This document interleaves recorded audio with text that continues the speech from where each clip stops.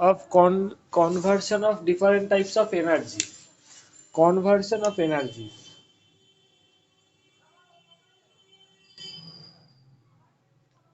Conversion of energy. আমরা বিভিন্ন জায়গায় দেখি না, বিভিন্ন রকম এনার্জি কনভার্সন আমরা ডেইলি লাইফে দেখতে পারি। ধরো বাড়িতে ফ্যান চলছে, ফ্যানে কি হয় বলতো, কি ধরনের এনার্জি কনভার্সন হয়?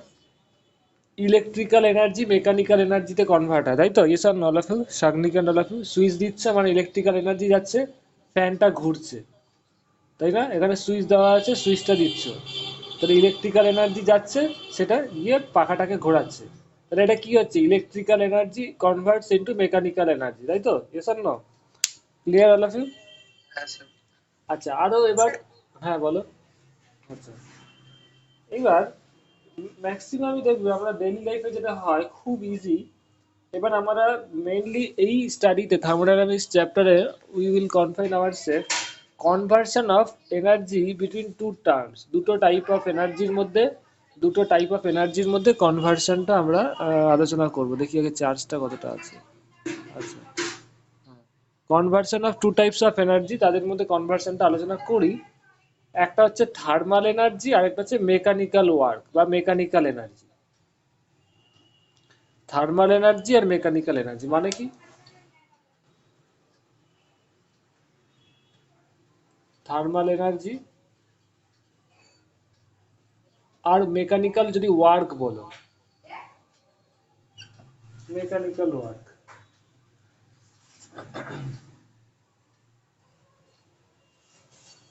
বা থার্মাল এনার্জি বা মেকানিক্যাল এনার্জিও বলতে পারো, এটা বলে দিচ্ছি মেকানিক্যাল এনার্জি। এখন ওয়ার্ক বললে বুঝতে পারবে না। মেকানিক্যাল এনার্জি, এটাকে থার্মাল এনার্জিও বলতে পারো বা হিট এনার্জিও বলতে পারো।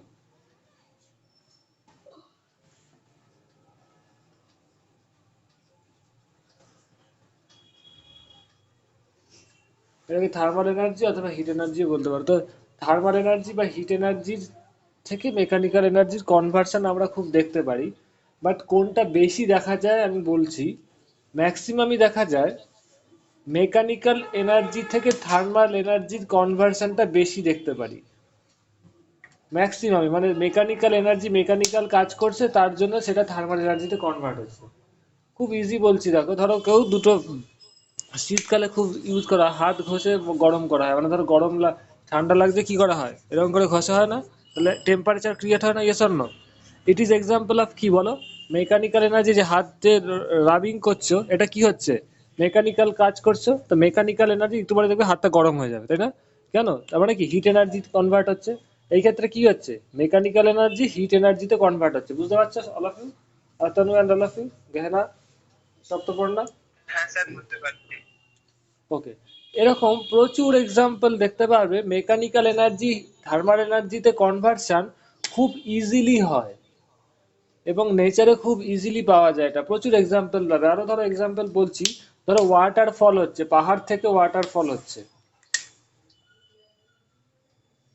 এই ধরো পাহাড়, ওপর দিয়ে ধরো ওয়াটার আসছে, ধরো রেড কালার দিয়ে ওয়াটার দেখাচ্ছি আমি, আর কোনো কালার নেই এই জন্য এটা দেখাচ্ছি। ওয়াটার ফলে যখন নাকি ওপর থেকে জলটা পড়ছে, এই লোয়ার পোর্শনে কি হচ্ছে বলো? মেকানিক্যাল এনার্জির জন্য মোশনে আছে ওয়াটারটা, তার মানে কি মেকানিক্যাল এনার্জি তলার পোর্শনে যখন যাবে, হাই স্পিডে থাকে, এইখানকার পোর্শনের জলের টেম্পারেচার, ওয়াটারের temperature at the lower portion is higher than the মানে লোয়ার পোর্শন, পাহাড়ের লোয়ার পোর্শনের ওয়াটারের টেম্পারেচার এই পোর্শনের টেম্পারেচারের থেকে বেশি থাকে, হাই অল্টিটিউডের ওয়াটারের থেকে বেশি থাকে। কারণ দেখো এখান থেকে যখন পড়ছে মেকানিক্যাল ওয়ার্ক হচ্ছে, এখানে ফ্রিকশন হচ্ছে, জলের মধ্যে বিভিন্ন কলিশন হচ্ছে, এবং ওপর থেকে আসছে যে পোটেনশিয়াল এনার্জিতে কিসে কনভার্ট হচ্ছে বলো? কাইনেটিক এনার্জিতে কনভার্ট হচ্ছে। তাই তো আগেও আমি অনেককে বলেছি তোমাদের। তো এখানে কি হচ্ছে দেখো, কি হচ্ছে এক্ষেত্রে মেকানিক্যাল এনার্জি হিট থার্মাল এনার্জিতে কনভার্ট হচ্ছে, এখানে জলটা গরম থাকে। বুঝতে পারছো? ইয়েস আর না, একটু রিপ্লাই দেবে। ক্লিয়ার? পাহাড়ে অনেক উষ্ণ হট হট ওয়াটারও পাওয়া যায় দেখবে, কয়েকটা জায়গায় আছে, যদিও তার বিভিন্ন কারণ আছে, বাট এটা তার মধ্যে একটা কারণ হলেও হতে পারে। এরকম হতে পারে, খুব হাই অল্টিটিউড থেকে আছড়ে পড়ছে জল, যদি টেম্পারেচার মাপা হয় দেখবে তলায় এখানে টেম্পারেচার বেশি থাকে। ঠিক আছে? তো এটাও কি মেকানিক্যাল এনার্জি, থার্মাল এনার্জিতে কনভার্ট হচ্ছে। তো নেচারে এইরকম এক্সাম্পল প্রচুর পাবে, এবং এটা quite easier, it is quite easier to convert mechanical energy into thermal energy. But এর রিভার্সটা, থার্মাল এনার্জি মেকানিক্যাল এনার্জিতে কনভার্ট হবে, এটা কিন্তু অত সহজে হয় না। এটার জন্য কি লাগে? এটার জন্য ইঞ্জিন লাগে।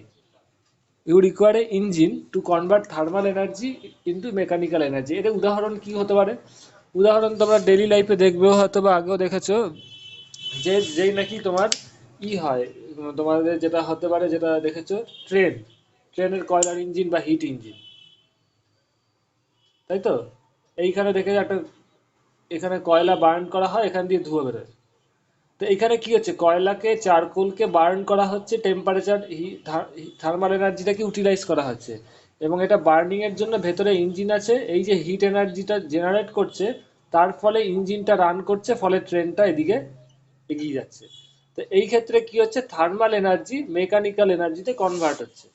তো থার্মাল এনার্জিকে মেকানিক্যাল এনার্জিতে কনভার্ট করতে গেলে what is the criteria? First of all you have to a engine, যেটা নাকি থার্মাল এনার্জিকে মেকানিক্যাল এনার্জিতে কনভার্ট করবে। বুঝতে পারছো? তুমি রিপ্লাই দেবে, ইয়েস অর নো। এর জন্য একটা ইঞ্জিন বলে একটা মেটেরিয়াল লাগে। এবার আমি বিভিন্ন তোমাদের থার্মোডাইনামিক্স এর ডেফিনেশনে যাচ্ছি। What is actually the thermodynamic is, এটা সবার লেখা গেছে, আমি এটা মুছে দিচ্ছি, যদিও রেকর্ডিং সবাই পাবে, আমাকে একটু তাড়াতাড়ি এগোতে হবে। Thermodynamics is that, okay, thermodynamics is that branch of the science in which we study conversion of heat energy into mechanical energy and vice versa. কি বললাম? Thermodynamics is that branch of the, আমি একটু শর্টে বলে দিচ্ছি,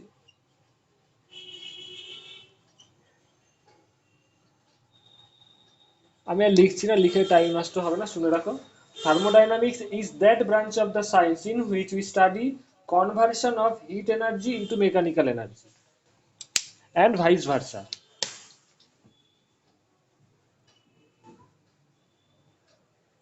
hit energy আর এটা mechanical energy.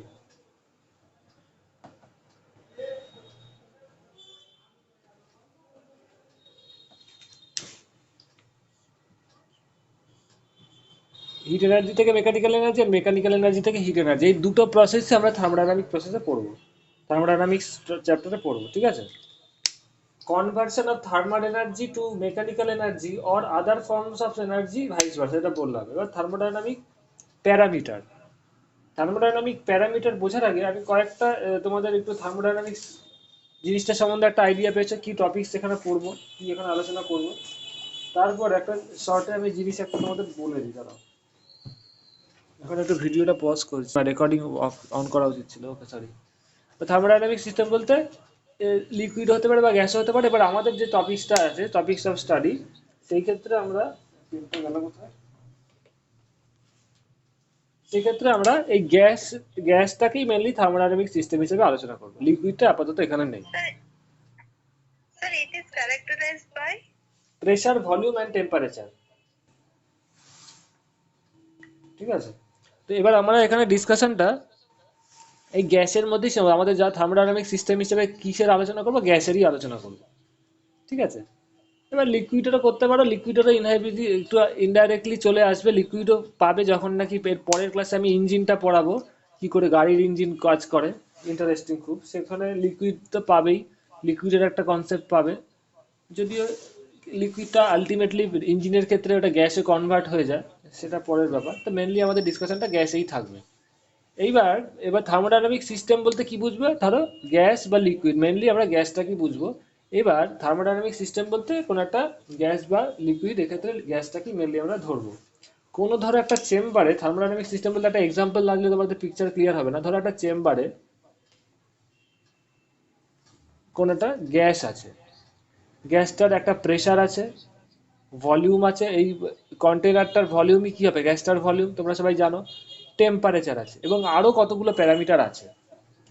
এই প্যারামিটারগুলো দিয়ে আমরা কি বুঝবো, এই সিস্টেমটা কি কন্ডিশনে আছে, ইয়েস অর নো? বুঝতে পারছো? এরপরে আমি আরো এক্সাম্পল দেব। সিস্টেমটার কি কন্ডিশনে আছে, the state of this system is given by the value of this PVT, এবং আরো কতগুলো টার্ম আছে সেগুলো আমি একটু পরে লিখবো। বুঝতে পারছো? এর এক্সাম্পলটা কি হতে পারে আমি বলছি। ধরো একজন পেশেন্ট বা একজন লোক, সুস্থ লোক বা অসুস্থ পেশেন্ট যাই বলো, এর ধরো তুমি কি করলে, ওর একটা বডি টেম্পারেচার, এখন তো কোনো জায়গায় ইম্পর্টেন্ট জায়গায় গেলেই থার্মাল গান দিয়ে চেক হয়, তাই বডি টেম্পারেচার কত, এস আর নো, ধরো দেখা গেছে 97 ডিগ্রি, 97 ফারেনহাইট। বুঝতে পারছো? 97 ডিগ্রি ফারেনহাইট। এর ধরো ওয়েট কত আছে বলো, ওয়েট ধরো 60 কেজি। এর ব্লাড প্রেশার লেভেল কত, ধরো 80/120। এর ব্লাড সুগার লেভেল কত, বিএস লিখছি, কিছু একটা হবে। ব্লাড কাউন্টিং কত, হোয়াইট, হোয়াইট তোমরা জানো শ্বেতকণিকা, বা ইংলিশে বলে হোয়াইট ব্লাড কাউন্ট, তারপরে রেড ব্লাড মানে লোহিত কণিকা বাংলায় যেটাকে বলে, বা আরো অনেক আছে। আরো অনেক ব্লাডের প্যারামিটার থাকে না, কোলেস্টেরল ইত্যাদি, তাই না? অনেক কিছু থাকে, তো এসব না রিপ্লাই দেবে। তো এই প্যারামিটার গুলো দিয়ে তুমি কি বুঝছো বলো তো, ওর এনার হেলথের কন্ডিশন কি, তাই তো? এইভাবে বুঝতে হবে, তা না হলে বুঝবে না, তাই তো? এই প্যারামিটার গুলো দিয়ে তুমি আলটিমেটলি কি এনার হেলথ কন্ডিশনটা বুঝতে পারছো, তাই তো? এস আর নো, এটা রিপ্লাই দেবে। এর বডি টেম্পারেচার কত, ওয়েট কত, তারপরে ব্লাড সুগার লেভেল কত, কোলেস্টেরল কত, ইত্যাদি ইত্যাদি দিয়ে তুমি এর স্টেটটা বুঝতে পারছো, হোয়াট ইজ হিজ কন্ডিশন। এ পুরো সুস্থ না কিছু অসুস্থ, বা এখন যেমন এসছে কোভিড রিপোর্ট, আরটিপিসিআর ইত্যাদি, কোভিড পজিটিভ না নেগেটিভ, তো ইত্যাদি ইত্যাদি, তুমি এর এই প্যারামিটার গুলো দিয়ে এর কন্ডিশনটা বা স্টেটটা বুঝতে পারছো, তাই তো? একটু রিপ্লাই দেবে, all of you understand? Yes or no? হ্যাঁ স্যার। সিমিলারলি একটা থার্মোডাইনামিক সিস্টেমে শুধুমাত্র পিভিটি না, আরো অনেকগুলো প্যারামিটার আছে, যত এগোবো তত আমি বলবো। এই প্যারামিটারগুলো দিয়ে বোঝা যায় এই সিস্টেমটার ডাইমেনশন, বা এই সিস্টেমটা কোন স্টেটে আছে, কি কন্ডিশনে আছে। ধরো ওর প্রেশার একটা ভ্যালু বললো, ওর ভলিউম ধরো বললো 5 সিসি, টেম্পারেচার ভালো বড় ধরো বললো 30 ডিগ্রি সেন্টিগ্রেড। তাহলে এইটা দেখে তোমার একটা আইডিয়া হচ্ছে সিস্টেমটার কি কন্ডিশনে আছে, ওর প্রেশার কত, ভলিউম সম্বন্ধে আইডিয়া হলে বুঝতে পারবে ওর সাইজ কত, কন্টেনারটার সাইজ কত, টেম্পারেচার যদি প্যারামিটারটা জানো তাহলে বুঝতে পারবে কতটা হট বা কতটা কোল্ড, কতটা গরম বা ঠান্ডা আছে, টেম্পারেচার সম্বন্ধে আইডিয়া আছে। তো এই প্যারামিটার গুলো দিয়ে কি বুঝতে পারছো বলো, এই সিস্টেমটা কি কন্ডিশনে আছে, এই সিস্টেমটা কি স্টেটে আছে। So that's why this called thermodynamical parameter. কি বলে থার্মোডাইনামিক্যাল, আমি থার্মোডাইনামিক্যাল কথাটা লিখেই দিই, থার্মোডাইনামিক্যাল প্যারামিটার। আপাতত প্রেসার, ভলিউম, টেম্পারেচার, আরো কতগুলো আছে, ইন্টারনাল এনার্জি আছে, আরো যখন হিসেব পড়বে এন্ট্রপি আছে, আরো কতগুলো কন্ডিশন আছে, যে যেমন নাকি দেখো না এখানে বেসিক কোনগুলো দেখে পেশেন্টের কন্ডিশন বোঝা যায়, বডি টেম্পারেচার, ওয়েট, আর ব্লাড প্রেশার, এই তিনটে বেসিক। এর মানে কি এর বাইরে আর কোনো ক্রাইটেরিয়া নেই? আছে তো, তাই না? Blood sugar level, cholesterol level, Covid report, এগুলো তো আলাদা আলাদা প্যারামিটার। বাট এই তিনটে কি মেন ইউজ হয়, বুঝতে পারছো? এই তিনটে মেন ইউজ হয়, একদম ফান্ডামেন্টাল বেসিক, এটা দিয়ে একটা আইডিয়া নেয়। তো সেরকমই পিভিটি হচ্ছে বেসিক একটা প্যারামিটার, যেটা নাকি মেনলি ইউজ করা হয়, বোঝা যাচ্ছে? এরপরেও আরো অনেক প্যারামিটার আছে, সেগুলোর সম্বন্ধে আমি বলবো। All of you understand? একটু রিপ্লাই দেবে। ক্লিয়ার? সপ্তবর্ণ বোঝা হ্যাঁ গেছে? স্যার। ওকে।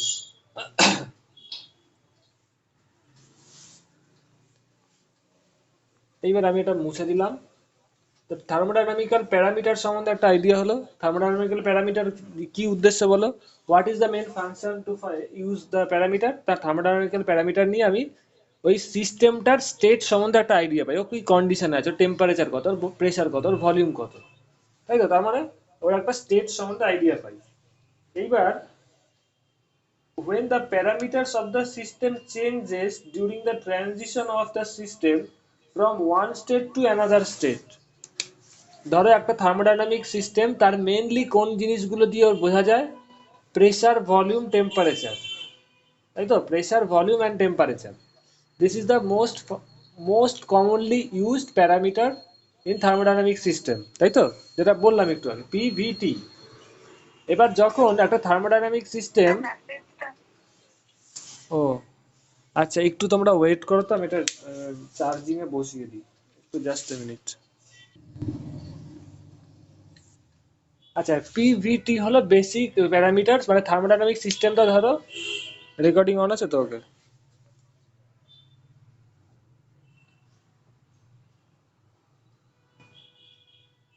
এই এক থার্মোডাইনামিক্যাল সিস্টেম। ওর ইনিশিয়ালি প্রেসার, ভলিউম, টেম্পারেচার ছিল ধরো P1, V1, T1। একটু পরে কোনো একটা থার্মোডাইনামিক প্রসেস হলো। প্রসেস মানে ওর স্টেটটা চেঞ্জ হচ্ছে। কি বলছি?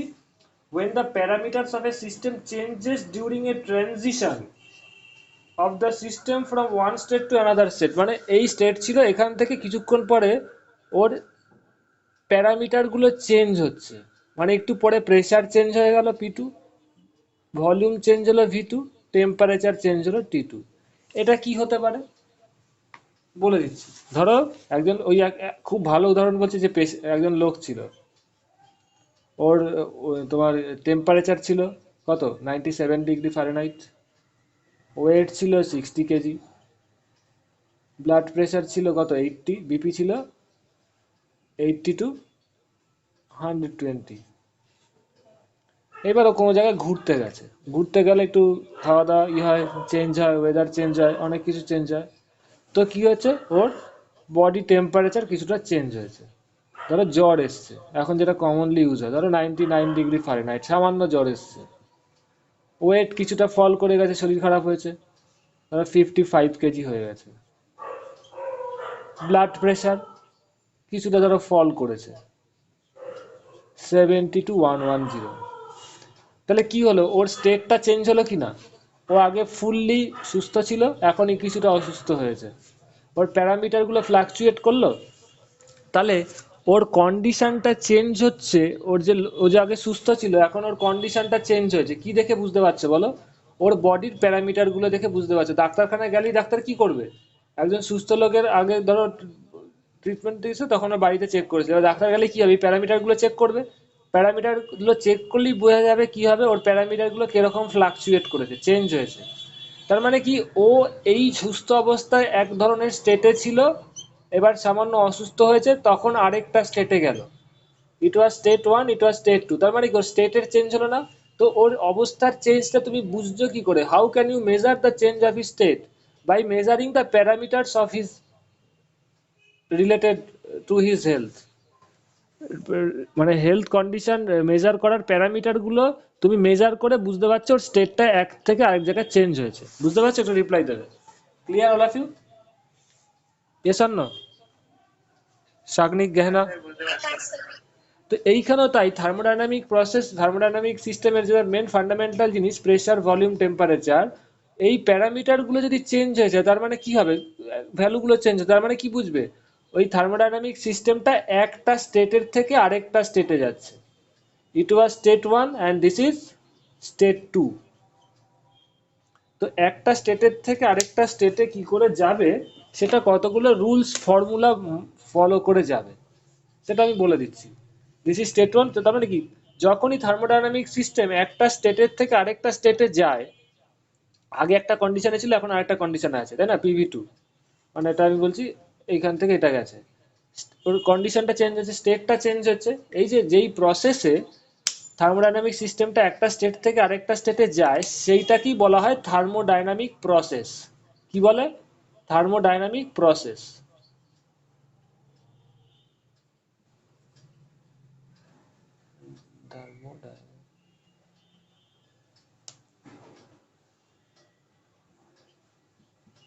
একদম ইজি ল্যাঙ্গুয়েজে বলে দিচ্ছি। থার্মোডাইনামিক প্রসেস কি হয়, ওর স্টেটটা চেঞ্জ হয়, তার মানে স্টেট চেঞ্জ হয় মানে কি, ওর প্যারামিটার কিছু কিছু চেঞ্জ হবে।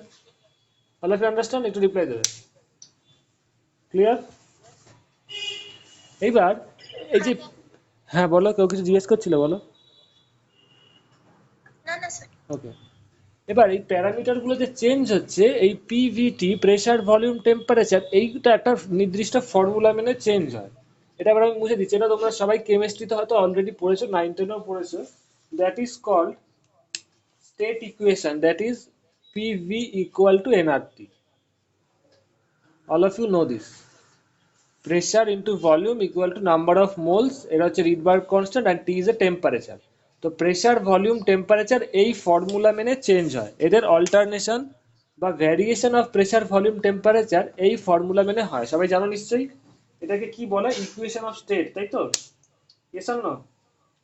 ইট ইজ ইকুয়েশন অফ স্টেট। হ্যাঁ স্যার। তো এইখানে দেখো একটা জিনিস বোঝার আছে, পিভি বাই টি কি হবে? অলওয়েজ কনস্ট্যান্ট হবে। Yes or no? PV by T always constant, মানে প্রেসার যতটা বাড়বে, ভলিউম যতটা বাড়বে, টেম্পারেচার, এদের রেশিওটা কনস্ট্যান্ট থাকবে, because N is number of moles for a given number of moles, মানে একটা গিভেন মোল গ্যাসের জন্য আরটা তো কনস্ট্যান্ট, জানো it is constant. And N যদি একটা নির্দিষ্ট মোল সংখ্যক মোল নাম্বার অফ গ্যাস থাকে, তাহলে PV by T is a constant. বুঝতে পারছো সবাই? তো এই ইকুয়েশনটা মেনে, হ্যাঁ স্যার। এই ইকুয়েশনটাকে মেনে ওদের প্যারামিটারগুলো এই অনুযায়ী চেঞ্জ হয়। একটা এক্সাম্পল বলতে পারি, তুমি বুঝতেই পারো, বলে দিচ্ছি। না, এটা এখন থাক, এখন বলবো না, টাইমটা নষ্ট হবে, পরে আমি বলবো, এখন থাক। তো এই ইকুয়েশনটা ফলো করে চলে। এইবার এই থার্মোডাইনামিক প্রসেস যেটা বললাম, থার্মোডাইনামিক প্রসেস কত ধরনের হয়? বেসিক্যালি তোমাদের দেখো দু তিনটে স্টেপে বিভিন্ন প্রসেস পড়তে হবে। প্রথম স্টেপে তোমাদের বুঝতে হবে কত ধরনের প্রসেস হয়, সেটা আমি এখন বলে দিচ্ছি। এরপরে আমি বলবো ওই প্রসেসগুলোর কতগুলো ম্যাথামেটিক্যাল ক্যালকুলেশন। ঠিক আছে? আগে তোমাদের জেনে রাখা উচিত what are the types of process. Main formula এটা লিখতেই হবে, এবং বলে দিচ্ছি এই ফর্মুলাটা কিন্তু সমস্ত প্রসেসেই satisfied. PV equal to NRT, এটা কিন্তু একটা মিসকনসেপশন যত এগোবে থার্মোডাইনামিক্সের স্কুলের জন্য বা বিভিন্ন প্রাইভেট টিউশনে বিভিন্ন জায়গায় তৈরি হয়, এইটা কিন্তু সব জায়গাতেই ভ্যালিড। এরকম কোনো জায়গা নেই যে PV equal to nRT valid না, এবং এটা ইউজ করে অনেক অঙ্ক করতে হবে এবং অনেক কনসেপ্ট ডেভেলপ করতে হবে, এবং এটাই সব জায়গাতে ভ্যালিড। আগেই প্রথম ক্লাসেই বলে দিচ্ছি, প্রেসার, ভলিউম এবং টেম্পারেচার এই ইকুয়েশন মেনেই চলবে সব সময়। এবার বিভিন্ন ক্ষেত্রে দেখবো কোনো জায়গায় ভলিউম কনস্ট্যান্ট থাকবে, কোনো জায়গায় টেম্পারেচার কনস্ট্যান্ট থাকবে, কোনো জায়গায় প্রেসার কনস্ট্যান্ট থাকবে, সেগুলোকে আমরা আলাদা আলাদাভাবে ডিফাইন করব। আচ্ছা, এইবার আমি প্রথম যে থার্মোডাইনামিক প্রসেস কত ধরনের হয় সেটা আমি আলোচনা করছি।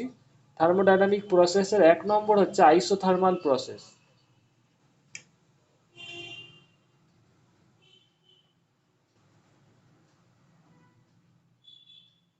আইসোথার্মাল প্রসেস তোমাদের মনে হয়, একটু আমি পজ করছি, সারফেস টেনশনে কিছু। What is isothermal process?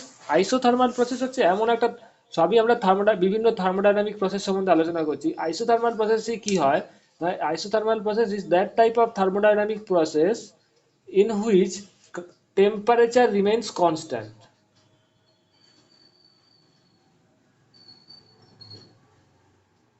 Temperature is constant, মানে টেম্পারেচারটা চেঞ্জ হবে না। মানে এক্সাম্পল কি হতে পারে? ধরো একটা এই সিস্টেমটা, ধরো ইনিশিয়াল প্রেসার ছিল P1, ভলিউম ছিল V1, টেম্পারেচার ছিল T1। এবার প্রেসার চেঞ্জ হলো P2, P থেকে P2, V থেকে V2, বাট টেম্পারেচারটা T1ই থাকলো। দেখতে পাচ্ছ টেম্পারেচার চেঞ্জ হয়নি। এর থেকে ভালো এক্সাম্পল পারবে না। টেম্পারেচার ইজ কনস্ট্যান্ট, তার মানে কি? চেঞ্জ ইন টেম্পারেচার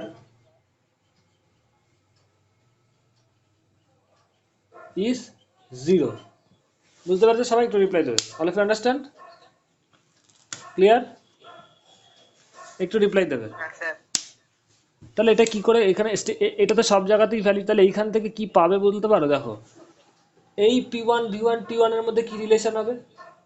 ওদের তো নাম্বার অফ মোল একই আছে, ফিক্সড নাম্বার অফ গ্যাসের মোল সংখ্যা চেঞ্জ হয়নি। তো P1 V1 ইকুয়াল টু কি হবে বলো? N আর T1, তাই না? আরেকটা ইকুয়েশন কি পাবে? এইখানে কি হবে এদের মধ্যে রিলেশনটা? P2 V2 equal to N R T1।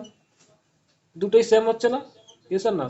দেখো, এটার ডান দিকে এনআর T1, এই ক্ষেত্রে এনআর T1, কারণ এক্ষেত্রে টেম্পারেচার চেঞ্জ হয়নি। তো ফ্রম 1 and 2 তুমি কি বলতে পারো? P1 V1 equal to P2 V2। Yes or no? Clear? তাহলে P1 V1 equal to P2 V2 মানে কি হচ্ছে বলো? আলটিমেটলি কি দাঁড়াচ্ছে? তার মানে প্রেসার অ্যান্ড ভলিউমের প্রোডাক্টটা কনস্ট্যান্ট থাকছে। ইকুয়াল টু কত? এনআর T1, এটা তো কনস্ট্যান্ট। টেম্পারেচার কনস্ট্যান্ট মানে কি? টেম্পারেচার চেঞ্জ হচ্ছে না, তার রাইট হ্যান্ড সাইডটা পুরোটা কনস্ট্যান্ট হচ্ছে না? এন কনস্ট্যান্ট, আর কনস্ট্যান্ট, টেম্পারেচার T1টাও কনস্ট্যান্ট, T1টা তো চেঞ্জ হয়নি। তার মানে কি হচ্ছে বলো? PV equals to constant, PV is equal to nRT দাঁড়াচ্ছে এক্ষেত্রে। মানে এনআরটি তো এটা আমি আর লিখছি না, বিকজ এখানে দেখতে পাচ্ছ যে ইকুয়ালস টু কনস্ট্যান্ট দাঁড়াচ্ছে এখানে। কত হচ্ছে কনস্ট্যান্টের ভ্যালু বলো? এনআরটি 1, চেঞ্জ হয়নি তো। তার মানে পিভি ইজ কনস্ট্যান্ট হচ্ছে, মানে প্রেসার ইনটু ভলিউমটা কনস্ট্যান্ট থাকছে। এটা কোন প্রসেসে হচ্ছে বলো তো? ছোট্ট এমসিকিউ কোশ্চেন হতে পারে। In which process PV is remains constant বলো? Isothermal process. Sir, বোঝা গেছে? একটু রিপ্লাই দেবে। কে একটা প্রশ্ন করছিলে? সপ্তবর্ণ বুঝতে পেরেছো? ওকে। তো এখানে পিভিটা কনস্ট্যান্ট আছে আইসোথার্মাল প্রসেসে। কারণটা কি দেখো, এবার এই ইকুয়েশনের দিকে তাকাও, PV equals to nRT, isothermal মানে কি টেম্পারেচার কনস্ট্যান্ট। এখান দিয়ে তাকাও, তাহলে কি হচ্ছে এত কিছু আমি এটা বোঝানোর জন্য বললাম, এবং এইটা লাগবে অঙ্ক করতে, কি কাজে লাগবে, P1 ইকুয়াল টু P2 দেখো ডান দিকে তাকাও, আইসোথার্মাল প্রসেসে টেম্পারেচার কনস্ট্যান্ট থাকে, তার মানে ডান দিকে রাইট হ্যান্ড সাইডে সবকটাই কনস্ট্যান্ট হয়ে যাচ্ছে। দেখো এন কনস্ট্যান্ট, আর কনস্ট্যান্ট, আর আইসোথার্মালে টি কনস্ট্যান্ট হয়, তার মানে রাইট হ্যান্ড সাইডে সবকটাই কনস্ট্যান্ট হচ্ছে, দ্যাট মিনস পিভি কনস্ট্যান্ট হবে। বুঝতে পারছো? Yes or no? Isothermal, that's why PV constant থাকে। All of you understand? Clear? একটু রিপ্লাই দেবে। হ্যাঁ স্যার। ওকে, এবার আমি এটা মুছে দিচ্ছি কারণ তাড়াতাড়ি আমাকে এগোতেই হবে।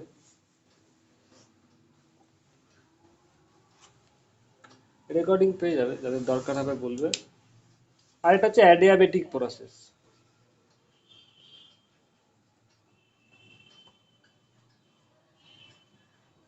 অ্যাডিয়াবেটিক প্রসেসটা কি?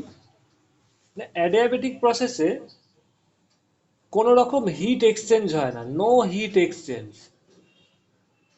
একটা জিনিস বলা আমার হয়নি, আইসোথার্মাল প্রসেসটা একটু লিখে রাখো। আইসোথার্মাল প্রসেস এখানে লিখছি ইজ এ স্লো প্রসেস, পরে আমি বলবো কেন, এর পরেও আমি আলোচনা করবো। Isothermal process is a slow process, এখন ওটা বলার দরকার, আমি পরে বলবো। ওকে, কারণ আমি তো আবার আলোচনা করবো প্রত্যেকটা টপিক। আচ্ছা, অ্যাডিয়াবেটিক প্রসেসে কি হয়? নো হিট এক্সচেঞ্জ, কোনো রকম হিট এক্সচেঞ্জ হবে না। মানে এই ধরো সিস্টেমটা আছে, সিস্টেমটার বাইরের থেকে কোনো ভেতরে হিট ঢুকবে না, ভেতর থেকেও বাইরে কোনো হিট যাবে না। তার মানে হিট এক্সচেঞ্জের ভ্যালুটা কত? Heat exchange is equal to 0। বুঝতে পারছো? There will be no heat exchange. Heat এক্সচেঞ্জটাকে কি বলা হয়? ডেল্টা কিউ দিয়েও ডিনোট করা হয়, মানে কতটা হিট গেল বা আসলো। মানে কিউটা কি, ধরো কিউটা ওর ইনিশিয়াল হিট এনার্জি, এই সিস্টেমটার একটা হিট এনার্জি আছে, পরে আমি এগুলো বলবো। হিট এনার্জি মানে কতটা তাপ এনার্জি আছে, তাপ শক্তি আছে। তো হিট এনার্জিটা কি? নো হিট এক্সচেঞ্জ যদি হয়, মানে হিট এক্সচেঞ্জ যদি 0 হয়, তাহলে চেঞ্জ ইন হিট এনার্জি কত হবে? 0 হবে। দ্যাটস ওয়াই কিউটাকে যদি তুমি হিট এনার্জি বলো, if you denote Q as a heat energy of the system, তো যে প্রসেসে নো হিট এক্সচেঞ্জ হয় না সেই প্রসেসটাকে কি বলে বলো? Adiabatic process. তা হিট এক্সচেঞ্জ যদি না হয়, তাহলে ওর তো চেঞ্জ ইন হিট এনার্জিটাও 0 হবে। That's why d Q equal to বা ডেল্টা কিউ ইকুয়াল টু 0। বোঝা গেছে? একটু রিপ্লাই দেবে। ক্লিয়ার? এবার হ্যাঁ স্যার। এই প্রসেসের ক্ষেত্রে হিটে, অ্যাডিয়াবেটিক প্রসেসের ক্ষেত্রে প্রেসার, ভলিউম, টেম্পারেচার এদের রিলেশন কি হবে এটা পরে আমি বলবো, যখন নাকি অ্যাডিয়াবেটিক প্রসেসটা ডিটেলে আলোচনা করব। এই ক্ষেত্রে একটু শর্টে হিন্টস দিয়ে রাখি, অ্যাডিয়াবেটিক প্রসেসে কি হচ্ছে, টেম্পারেচার কনস্ট্যান্ট থাকছে না, হিটটা কনস্ট্যান্ট থাকছে। Heat energy of the system remains constant, but temperature does not constant. Yes or no? তার মানে কি টেম্পারেচারটা ভ্যারি করবে এই ক্ষেত্রে। তাহলে কি হচ্ছে অ্যাডিয়াবেটিক প্রসেসে? প্রেসারটাও ভ্যারি করছে, ভলিউমটাও ভ্যারি করছে, টেম্পারেচারটাও ভ্যারি করছে, বা শুধু প্রেসার ভ্যারি করছে, ভলিউম ভ্যারি করছে না, এরকমও হতে পারে। তার মানে what should be change in adiabatic process, জেনে রাখো, টেম্পারেচার মাস্ট চেঞ্জ, টেম্পারেচারটা চেঞ্জ হবেই। বুঝতে পারছো? Yes or no? এটা রিপ্লাই দেবে। বাট প্রেসার ভলিউমের মধ্যে দুটোই চেঞ্জ হতে পারে, বা যে কোনো একটাও চেঞ্জ হতে পারে। বুঝতে পারছো? একটু রিপ্লাই দেবে। ক্লিয়ার? হিট এক্সচেঞ্জ যেহেতু হচ্ছে না, তারপরে টেম্পারেচার চেঞ্জ হবে। ওকে, এটা আরো ডিটেলে এখন একটু কনফিউশন লাগবে, পরে যখন আমি ডিটেলে আলোচনা করবো তখন ডিটেলে বুঝতে পারবে। এখন আমি আগে তো বলতেই হবে কোনটা কি প্রসেস, নাহলে কমপ্লিট হবে না স্টাডিটা। এরপরে আছে আইসো বার প্রসেস। আইসো বার প্রসেস মানে কি, এর কোশ্চেনে উত্তরটা আছে। বার কিসের ইউনিট বলো তো? প্রেসারের, তাই না? Sir pressure constant. That means এক্ষেত্রে প্রেশার কনস্ট্যান্ট থাকবে। আইসোবার প্রসেসে কি থাকবে আমি শর্টে লিখে দিচ্ছি, প্রেশার রিমেন্স কনস্ট্যান্ট। তাহলে এর একটা উদাহরণ কি হতে পারে, আমি তাড়াতাড়ি লিখছি একটু দেখবে। P1 V1 T1 ধরো ছিল ওর ইনিশিয়াল কন্ডিশন, একটু পরে ওর দেখতে পারলে প্রেশারটা সেমই আছে, ভলিউমটা চেঞ্জ হলো, টেম্পারেচারটা চেঞ্জ হলো। দেখো প্রেশারটা যা ছিল তাই আছে, P1ই আছে, বাট ভলিউমটা V1 থেকে V2, টেম্পারেচারটা T1 থেকে T2, প্রেশারটা চেঞ্জ হয়নি। That's why it is called isobar process. বোঝা গেছে? All of you understand? Yes or no? সবাই এক কাজ করো, হ্যাঁ স্যার। স্ন্যাপশট নিয়ে নাও, স্ন্যাপশট নিয়ে নাও, লিখতে যদি না পারো, টাইম শর্ট থাকলে স্ন্যাপশট নিয়ে নাও, ঠিক আছে? এবার চলে যাব আমি আইসোকোরিক প্রসেস।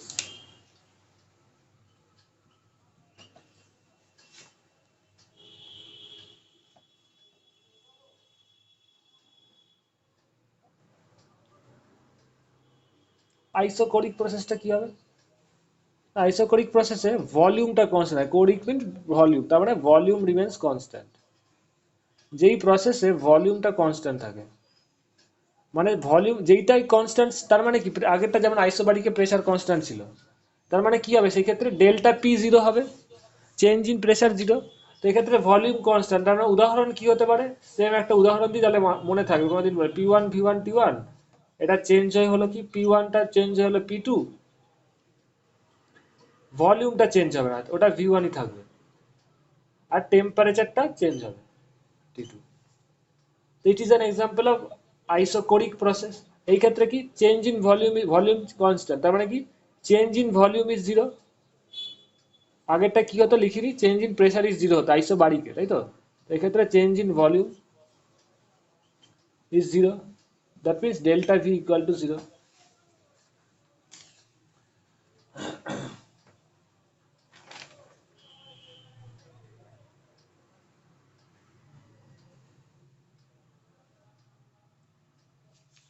এটা রিপ্লাই দেবে, সবার হয়েছে? হ্যাঁ স্যার।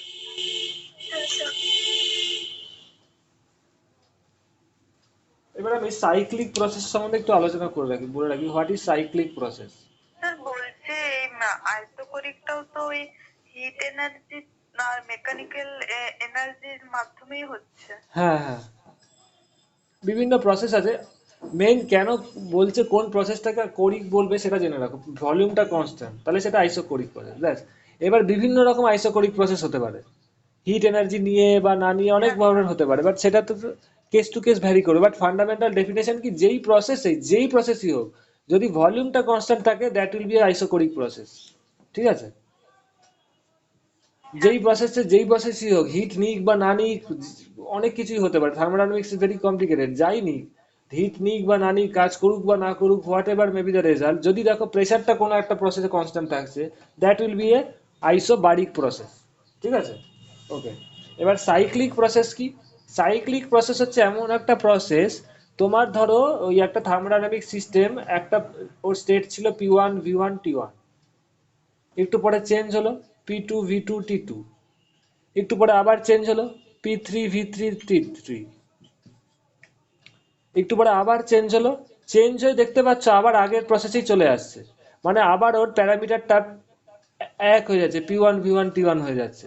তার মানে কি ও যেই স্টেট থেকে গেল, এই স্টেট থেকে কি হলো বলো, P1 V1 T1 থেকে এখান থেকে এই স্টেটে গেল, তারপর এখান থেকে এই স্টেটে গেল, তারপর আবার এখান থেকে এই স্টেটে আসলো। তার মানে কি যদি initial state and final state এক হয়, তাহলে সেই টোটাল প্রসেসটাকে সাইক্লিক প্রসেস বলে। বোঝা গেল?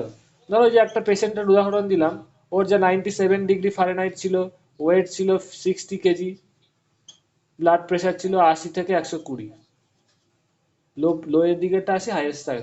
একটু পরে সর্দি কাশি বা কিছু হলো, এটা ভ্যালু হলো, ধরো 100 ডিগ্রি জ্বর হলো, 70, ওয়েটটা কমে গেল, ধরো 50 কেজি হয়ে গেল, এটা ধরো 72 110 হলো ব্লাড প্রেশার। ডাক্তার দেখালো, ডাক্তার একটু সুস্থ করলো, তাও পুরোপুরি সুস্থ হলো না, তারপর 1 সপ্তাহ 2 সপ্তাহ পরে আবার ওর আগের মতো কন্ডিশন হয়ে গেল, একদম যখন পুরো সুস্থ ছিল, 97 ডিগ্রি টেম্পারেচার, বডি ওয়েট এত, এত প্রেশার। তাহলে এই টোটাল, এই যে যখন সুস্থ ছিল তারপরে কিছুটা শরীর খারাপ হলো, ডাক্তার দেখালো, বিভিন্ন ওষুধ পড়লো, 4-5 দিন কি 1 সপ্তাহ কি 15 দিন পর আবার ও সুস্থ হলো। এই টোটাল সাইকেলে, এই টোটালটাকে তুমি যেদিন থেকে পুরো সুস্থ ছিল সেখান থেকে শুরু করে এই অসুস্থ হলো, ডাক্তার দেখালো, ওষুধ খেলো, সুস্থ হলো, এই পুরো প্রসেসটাকে কি বলতে পারো? সাইক্লিক প্রসেস বলতে পারো। কারণটা কি? তুমি কাউন্টিংটা কোথা থেকে শুরু করেছো বলো? কাউন্টিং কিন্তু তুমি অসুস্থ অবস্থার থেকে শুরু করোনি। তাহলে তোমাকে আবার অসুস্থ হতে হবে, তাহলে পরে একটা সাইক্লিক প্রসেস কমপ্লিট হবে। বুঝতে পারছো? Yes or no? তুমি যদি কাউন্টিংটা এইখান থেকে শুরু করো, সুস্থ অবস্থার থেকে শুরু করো, তাহলে এই যে সুস্থ অবস্থার থেকে অসুস্থ হলো, ডাক্তার দেখালো, সুস্থ হলো, ডাক্তার দেখালো, কিছুদিন ওষুধ খেলো, তারপরে পুরোপুরি সুস্থ হলো, তাহলে কাউন্টিংটা যদি তুমি ও পুরোপুরি সুস্থ ছিল যেখানে সেখান থেকে শুরু করো, তাহলে this is a cyclic process. বুঝতে পারছো? একটু রিপ্লাই দেবে। Yes or no? একটু রিপ্লাই দেবে। হ্যাঁ স্যার। যদি তুমি এইখান থেকে শুরু করো যে জ্বর হয়েছিল, তাহলে ওকে আবার অসুস্থ হতে হবে কোনো কারণে। যদি এই টেম্পারেচার ছিল, আবার এখান থেকে শুরু করলো, এবার এখান থেকে শরীর খারাপ হলো, ওষুধ খেলো, আবার সুস্থ হলো বা কিছু হলো, আবার আলটিমেটলি যদি আবার এরকম হয়, তাহলে that will B A cyclic process. তবে যদি সুস্থ অবস্থা থেকে শুরু করি, তাহলে এটা বেটার ডেফিনেশন হবে। কেউ তো আর অসুস্থ হতে চায় না।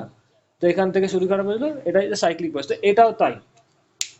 ও ইনিশিয়াল প্রেসার, ভলিউম, টেম্পারেচার যা ছিল সেখানে চেঞ্জ হলো, স্টেটটা চেঞ্জ হলো, প্যারামিটারগুলো চেঞ্জ হচ্ছে, আবার একটু চেঞ্জ হলো, তারপর আবার অরিজিনাল পজিশনে চলে আসলো। তার মানে কি, initial and final parameter of the process of any process, এটা টোটালটা একটা প্রসেস। এখান থেকে এটা একটা প্রসেস, এইখান থেকে এটা একটা থার্মোডাইনামিক প্রসেস, এখান থেকে এটা একটা প্রসেস। এই টোটাল কম্বিনেশন অফ প্রসেস, এই টোটাল প্রসেসটাকে, এই 2-3টে যে প্রসেস থার্মোডাইনামিক হলো, টোটাল প্রসেসটাকে সাইক্লিক প্রসেস বলবে। কেন? যদি initial state and final state same হয়। All of you understand? হ্যাঁ স্যার।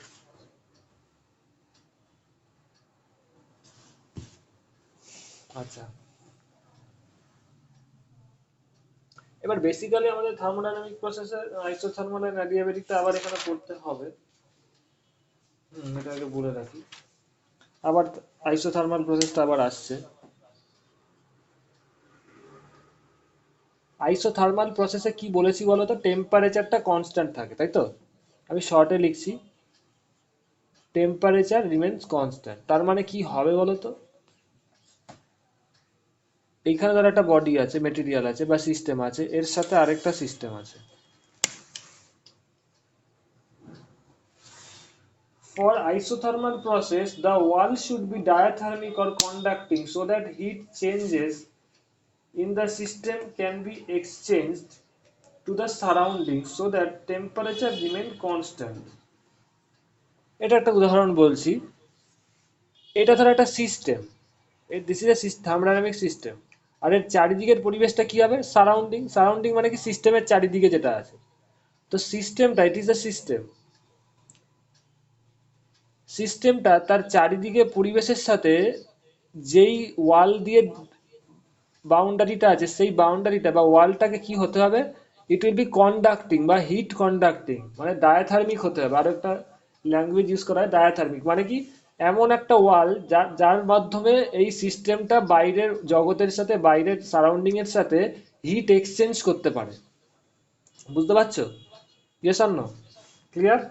এর জন্য একটা কনসেপ্ট উদাহরণ আমি বলছি। ধরো একটা এরকম সিস্টেম আছে, এখানে একটা পিস্টন আছে। খুব ইজি এক্সাম্পল, সবাই মন দিয়ে শুনবে।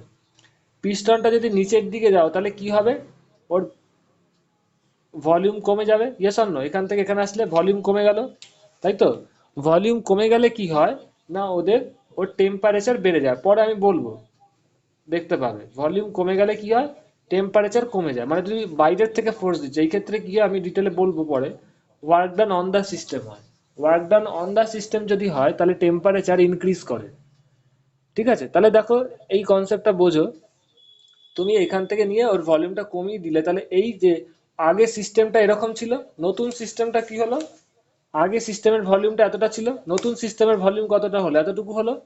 একটু রিপ্লাই দেবে। ভলিউম কমলো, এর ফলে কি হলো বলো? টেম্পারেচার বাড়লো। একটু রিপ্লাই দেবে, তাই তো? স্যার। এইবার কি, এই যে হ্যাঁ সারাউন্ডিংটা স্যার। ছিল, এই যে সারাউন্ডিং, এই যে দেওয়াল, দেওয়াল কোনটাকে বলছি? ধরো রেড কালার দিয়ে দেখা যায়, দিস ইজ দ্য ওয়াল। খুব মন দিয়ে দেখো, বাইরের পরিবেশ কি? এইটাই তো বাইরের পরিবেশ, সারাউন্ডিং। এই যে তুমি পিস্টনটা দিলে, কম্প্রেস করলে, একটু পরে কি হলো, ও এতটা কম্প্রেসের ফলে ভলিউমটা কমে গেল। তার ফলে কি দেখতে পাবে পরে, এখন একটু শুনে রাখো। কম্প্রেস হলে পরে টেম্পারেচার বেড়ে যায়। তো এইখানকার টেম্পারেচার আগে যা ছিল তার থেকে বেড়ে গেল। তার মানে কি হিট এনার্জি বেশি আছে, এই যে টেম্পারেচার বেড়ে গেল, এই যে এক্সেস, কেন কি ভেতরে কারণ হচ্ছে ওর এক্সেস হিট এনার্জি আছে। এই এক্সেস হিট এনার্জিটা যদি ওয়ালটা কন্ডাক্টিং হয়, মানে হিট কন্ডাক্টিং, কারেন্ট কন্ডাক্টিং এর কথা বলছি না আমি, হিট, যাতে করে তাপের আদান প্রদান হতে পারে, যদি কন্ডাক্টিং হয় সেই ওয়ালটাকে বলা হয় ডায়াথার্মিক ওয়াল। কি বলে? ডায়াথার্মিক ওয়াল, বা কন্ডাক্টিং ওয়ালও বলতে পারো, হিট কন্ডাক্টিং ওয়াল। সেই ধরনের ওয়াল হলে কি হবে, যেই এক্সেস হিট এনার্জিটা আছে সেটা কিন্তু বাইরে বেরোতে পারবে, বাইরের অ্যাটমসফিয়ারে যেতে পারবে, তাই তো? Yes or no? একটু রিপ্লাই দেবে। তার ফলে কি হবে, হিট এক্সচেঞ্জ হবে, মানে কিউটা বাইরে যাবে, ফলে ও আবার আগের টেম্পারেচারটা ফিরে পাবে। বুঝতে পারছো? একটু রিপ্লাই দেবে। Yes or no? একটু রিপ্লাই দেবে। ধরো অরিজিনাল পজিশনে, মানে যখন নাকি পিস্টনটা এরকম ছিল, অরিজিনাল পজিশনে এই সিস্টেমটার টেম্পারেচার ছিল 30°C। তার মানে কি, সেটা ইকুইলিব্রিয়াম, তার মানে সেক্ষেত্রে সারাউন্ডিং এর টেম্পারেচারও 30° হতে হবে। Yes or no? বুঝতে পারছো তো? একটু রিপ্লাই দেবে। বেসিক কনসেপ্ট, বেশি কিছু জানার দরকার নেই, তাই না? এটা কন্ডাক্টিং ওয়াল, হিটের আদান প্রদান সবসময় হতে পারে, কন্ডাক্টিং বা ডায়াথার্মিক যেটা বললাম। একটু রিপ্লাই দেবে সবাই। একটু কি বেশি স্পিডে হয়ে যাচ্ছে? একটু বলবে। না না স্যার, ঠিক স্যার, আছে। ঠিকই আছে। তো তার মানে কন্ডাক্টিং যদি হয়, তার মানে দেখো 30°C কন্ডাক্টিং, মানে হিটের আদান প্রদান হয়। এই অবস্থায় ইনিশিয়াল কন্ডিশনে কেউ ওকে কিছু করছিল না, ওর টেম্পারেচার 30°, সারাউন্ডিং এর টেম্পারেচার 30°। এবার যখন কমপ্রেস করলে ওর টেম্পারেচার বেড়ে গিয়ে ধরো হলো 40°।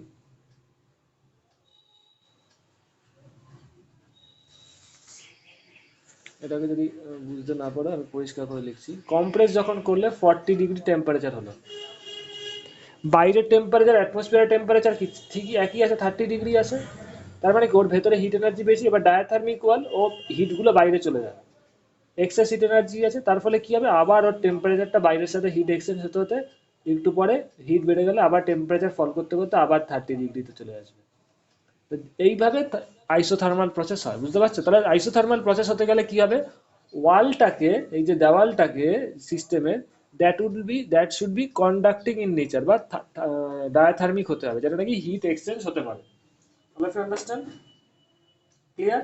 অ্যান্ড দ্য সেকেন্ড থিং, একটা তো বললাম তোমার টেম্পারেচার কনস্ট্যান্ট থাকবে। টেম্পারেচার কেন কনস্ট্যান্ট থাকবে কারণটাও বলে দিলাম, temperature remains constant. Second thing কি বললাম, এইটা করতে গেলে কি করতে হবে, ওয়ালটাকে কন্ডাক্টিং হতে হবে, আবার ডায়াথার্মিক হতে হবে, যেটা বললাম। আর থার্ড থিং কি, আইসোথার্মাল প্রসেস সবসময় স্লো হতে হয়, ইট শুড বি স্লো। কারণটা কি আমি বলে দিচ্ছি। যদি এটা ফাস্ট হয় তাহলে হবে না, কারণটা একটু বলে দিচ্ছি। কেন স্লো হবে বলো তো? বিকজ এই ক্ষেত্রে টেম্পারেচারটা দেখো, ফাইনাল অ্যান্ড ইনিশিয়াল, খুব মন দিয়ে দেখো, ইনিশিয়াল টেম্পারেচার 30° ছিল, ফাইনাল টেম্পারেচারটাও 30° ছিল, তাই তো? মাঝখানে 40° হয়েছিল, তারপরে হিট এক্সচেঞ্জ করার ফলে 30° হলো। একটু রিপ্লাই দেবে। তার মানে কি, তুমি ওকে যথেষ্ট টাইম দিয়েছো, you have given this system sufficient time so that it cool down. Yes or no? একটু রিপ্লাই দেবে। তুমি যদি যখন নাকি 40° হয়েছিল তখন কাউন্টিং করতে, তাহলে কি ব্যাপারটা হতো আইসোথার্মাল? একটু রিপ্লাই দেবে। হতো না? তোমার তখন ফাইনাল টেম্পারেচার 40 আসতো, ইনিশিয়াল টেম্পারেচার 30 আসতো। একটু রিপ্লাই দেবে সবাই। ক্লিয়ার? Yes or no? একটু রিপ্লাই দেবে। তার মানে তুমি হ্যাঁ অনেকক্ষণ স্যার। টাইম দিয়েছো, কাউন্টিংটা ইনিশিয়ালটাকে যদি ওটা নাও, আর ফাইনালটাকে অনেকক্ষণ সময় পর ওকে টাইম দিচ্ছ। তার মানে কি, তুমি খুব মন দিয়ে দেখো, এই প্রসেসটাকে হতে তুমি অনেক টাইম দিচ্ছ। তুমি ওকে পুশ করে কমপ্রেস করলে, টেম্পারেচার বেড়ে গেল, তারপরে হিট এক্সচেঞ্জ হলো, তারপরে তুমি ফাইনালটা নিলে। তার মানে কি, প্রসেসটা কতক্ষণ হলো বলো তো? তুমি এটাকে প্রেস করলে, কমপ্রেস করলে, টেম্পারেচার বাড়লো, তারপরে হিট এক্সচেঞ্জ হলো, অ্যাটমসফিয়ারের এক্সেস হিটটা চলে গেল। এই this is the duration of the process. বুঝতে পারছো? তার মানে কি, প্রসেসটা অনেকক্ষণ ধরে হলো, that's means it's a slow process. যদি কোনো প্রসেস অনেকক্ষণ ধরে হয়, দ্যাট ইজ কি বলো, টাইম ডিউরেশন যদি অনেকক্ষণ হয়, তাহলে সেটা স্লো প্রসেস হয় কি হয় না? বুঝতে পারছো? Yes or no? তাহলে পরেই তো এটা আইসোথার্মাল হচ্ছে, temperature initial and temperature final constant থাকছে। বুঝতে পারছো? এটা কিন্তু কোথাও পাবে না, এই জন্য এটা স্লো প্রসেস হচ্ছে। কনসেপ্টটা আন্ডারস্ট্যান্ড অল অফ ইউ? হ্যাঁ স্যার। এরপরে আমি বলবো অ্যাডিয়াবেটিক প্রসেস। এটা কেন ফাস্ট আমি বলে দেবো। সেটা গেল আইসোথার্মাল। এরপরে আসছি adiabatic process.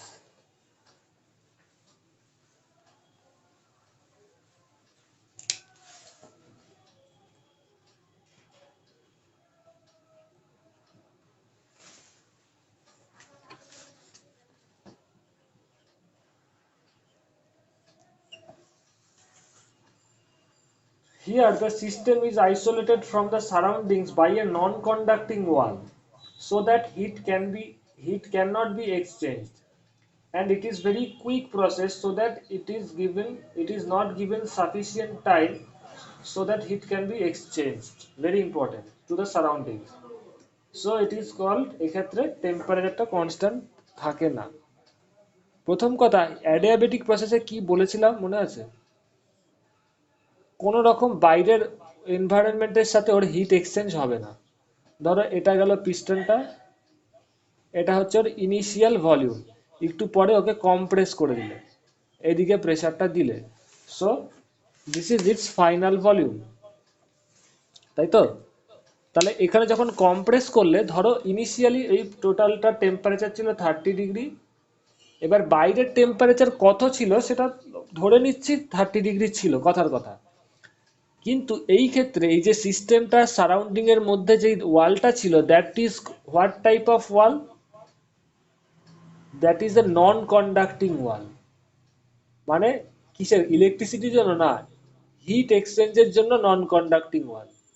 Non conducting in the sense of heat energy exchange. বুঝতে পারছো? একটু রিপ্লাই দেবে। যেগুলো নাকি এক্সাম্পল বলছি, আমরা গরম জলের ফ্লাক্স ইউজ করি না, টি ফ্লাক্স, টি গরম চাও রাখা হয় ফ্লাক্সে, ওই ক্ষেত্রে কি হয়, বা হটপট যেগুলো খাবার নিয়ে যাওয়া হয়, যারা অফিসে জব করে বা কলেজে যাও, হটপটে গরম খাবার নিয়ে যাওয়া হয় না, একটু রিপ্লাই দেবে।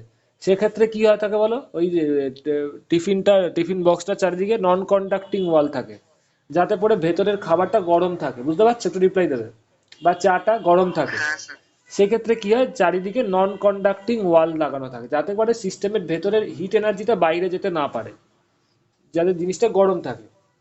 একটা এক্সাম্পল দিয়ে বললাম। তো এবার দেখো, ও নর্মাল এরকম ছিল, টেম্পারেচার ধরো ধরে নিচ্ছি ভেতরের টেম্পারেচার, বাইরের টেম্পারেচার 30 ডিগ্রি আছে। এবার তুমি এখানে প্রেস করলে, এটাকে কম্প্রেস করলে, তার ফলে ওর ভলিউমটা কমে গেল, ভলিউমটা কমে এত দূর চলে আসলো। তার ফলে কি হবে? কোয়াইট ন্যাচারাল, এটা পরেও জানতে পারবে, যেটা বারবার বলছি, টেম্পারেচার বাড়লো, এই সিস্টেমটা টেম্পারেচার ধরো বেড়ে হলো 40 ডিগ্রি, 30 ডিগ্রি সেন্টিগ্রেড ছিল, এবার বেড়ে 40 ডিগ্রি সেন্টিগ্রেড হলো।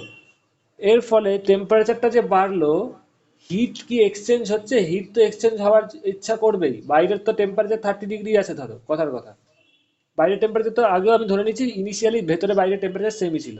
এবার বাইরের টেম্পারেচার তো চেঞ্জ হচ্ছে না, 30 ডিগ্রি আছে, কিন্তু টেম্পারেচারে ফারাক হয়ে বসে আছে, বাট হিট এক্সচেঞ্জ কি হচ্ছে? হবে না। কেন হবে না?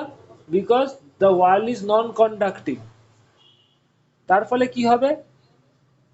ওর হিট এনার্জিটা কি হচ্ছে বলো? What is the condition of the hit energy? Temperature change হচ্ছে, বাট কোনো হিট এক্সচেঞ্জ হচ্ছে না। তা আইসোথার্মাল প্রসেসে কি হয়েছিল? হিট এক্সচেঞ্জ হয়েছিল, যেই হিট এনার্জিটা বেড়েছিল সেটা বেরিয়ে গেছিল, হিট এক্সচেঞ্জ হয়েছিল। এই ক্ষেত্রে কি হিট এক্সচেঞ্জ হচ্ছে? হচ্ছে না।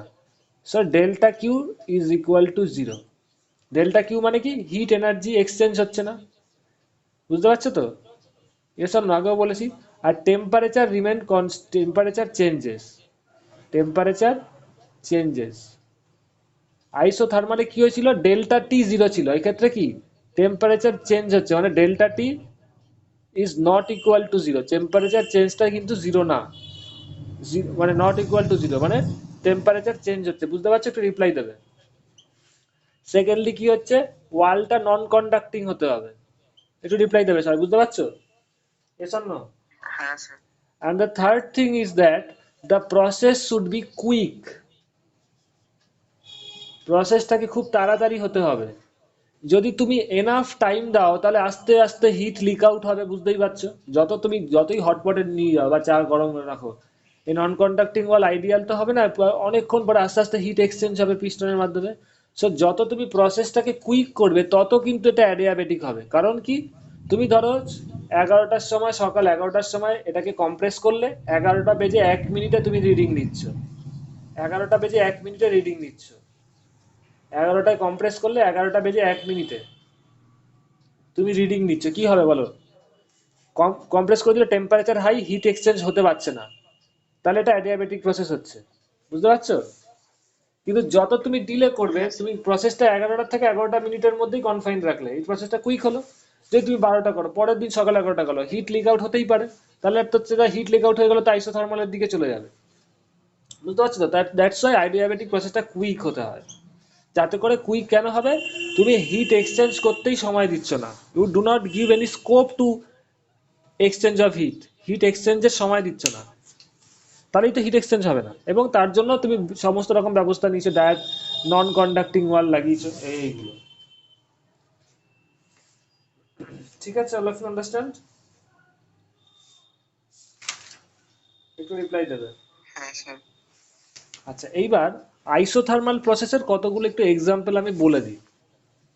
আইসোথার্মাল প্রসেসের কি কি এক্সাম্পল হয়।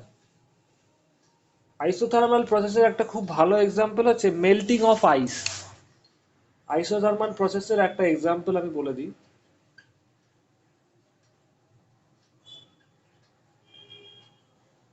মেল্টিং অফ আইস অথবা বয়েলিং অফ ওয়াটার, দুটোই।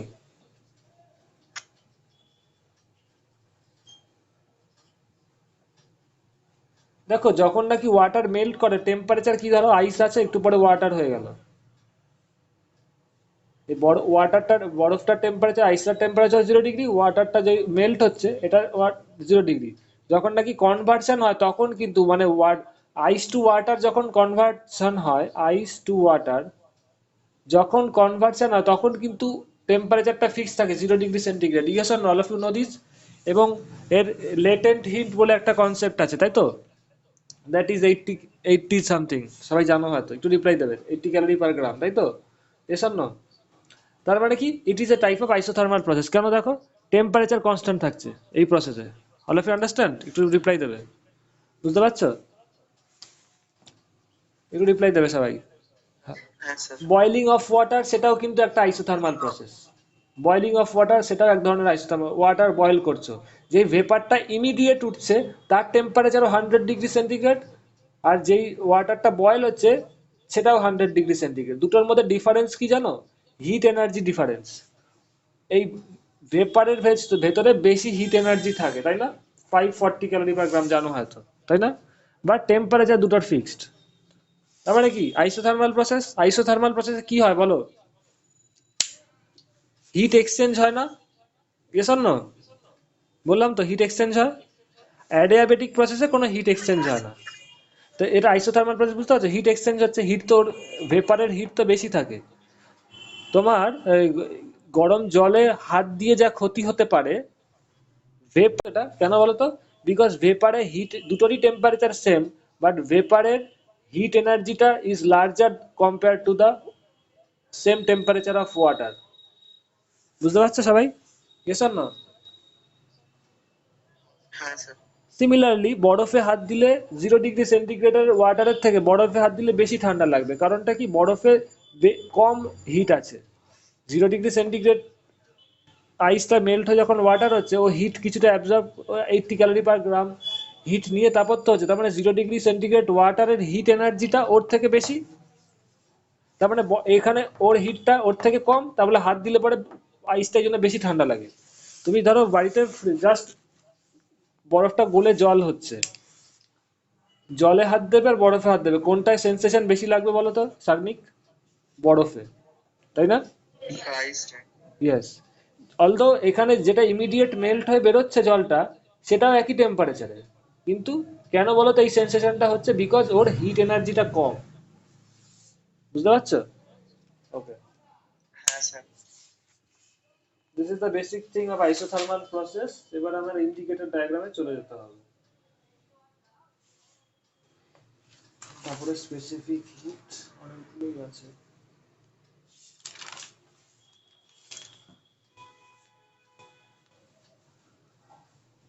এবার ইন্ডিকেটর ডায়াগ্রাম কি বলছে সেটা একটু বলে রাখি। What the indicator diagram tells about.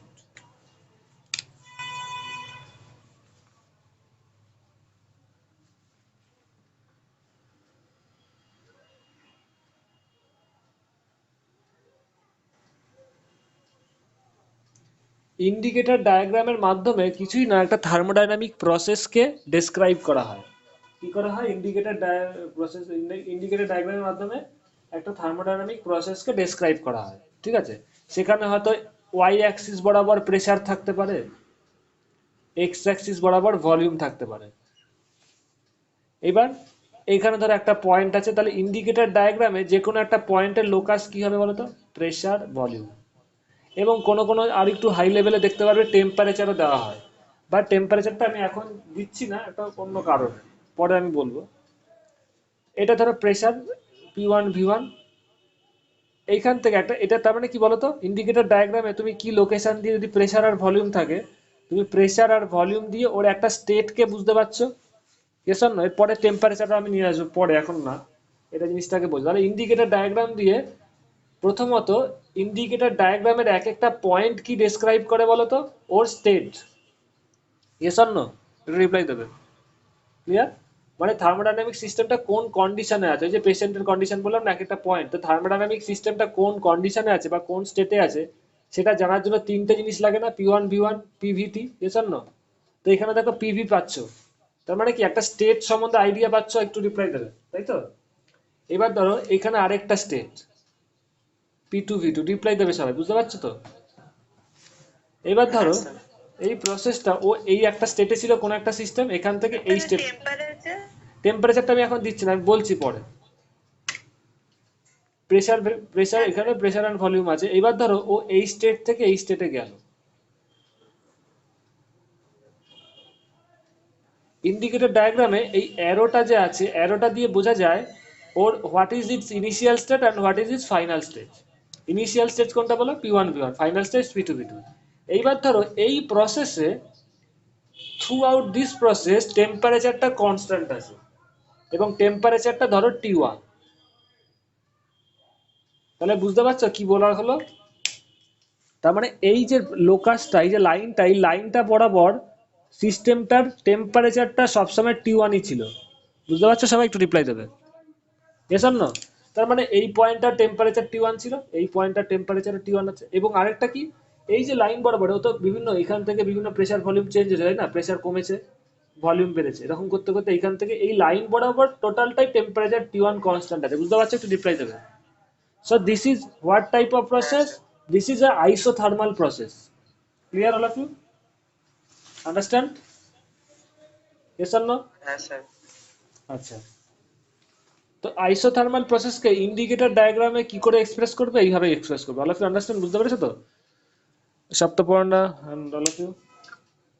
ওকে। এবার আমি একটা ডায়াগ্রাম আঁকছি, তোমরা বলবে কোন টেম্পারেচারটা কিরকম আছে।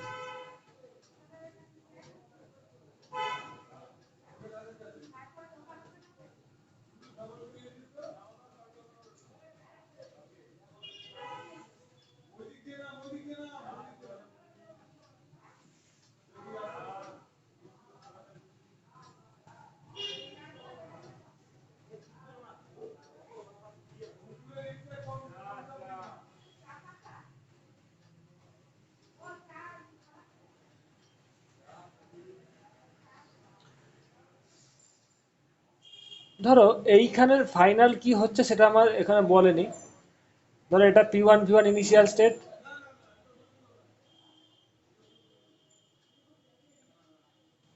এই প্রসেসে টেম্পারেচার T1 কনস্ট্যান্ট আছে,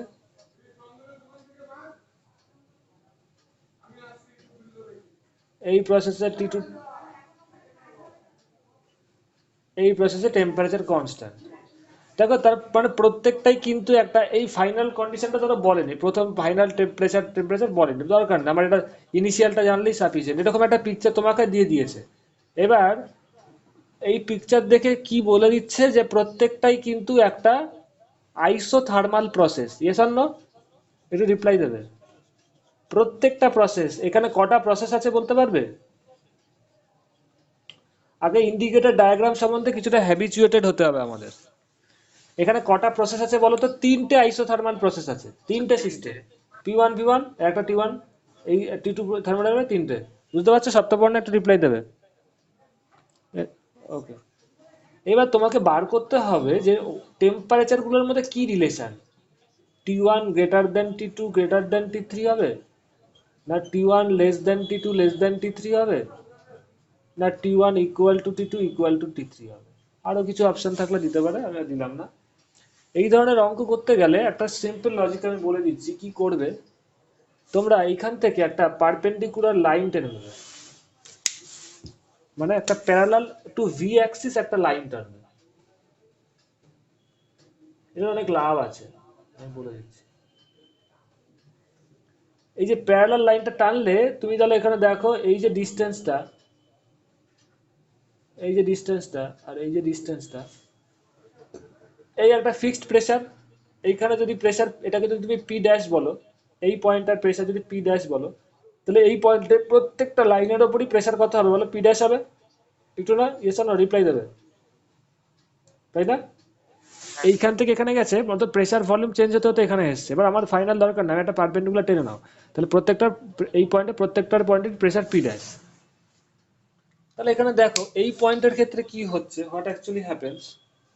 এইবার এই পয়েন্টটার এই টি ওয়ান কার্ভের এইখানে পি ড্যাশ আছে, তাহলে এই পয়েন্টের ভলিউমটা কত আছে বলো?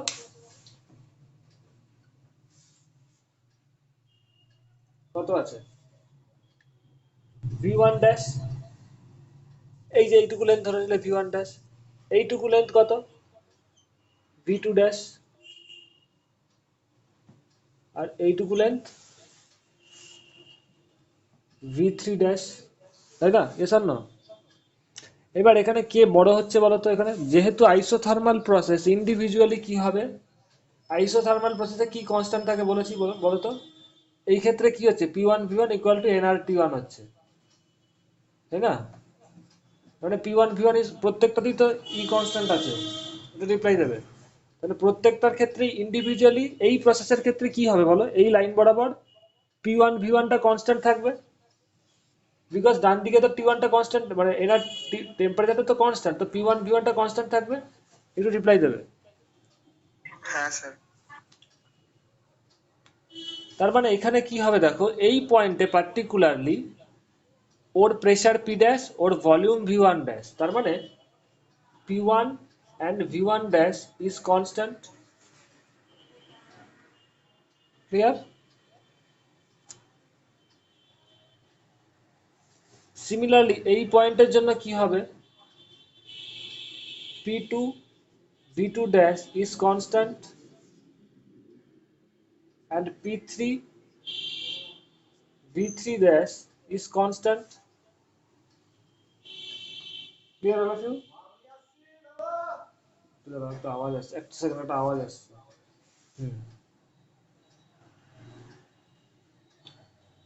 একটু রিপ্লাই দেবে সবাই, তাই তো?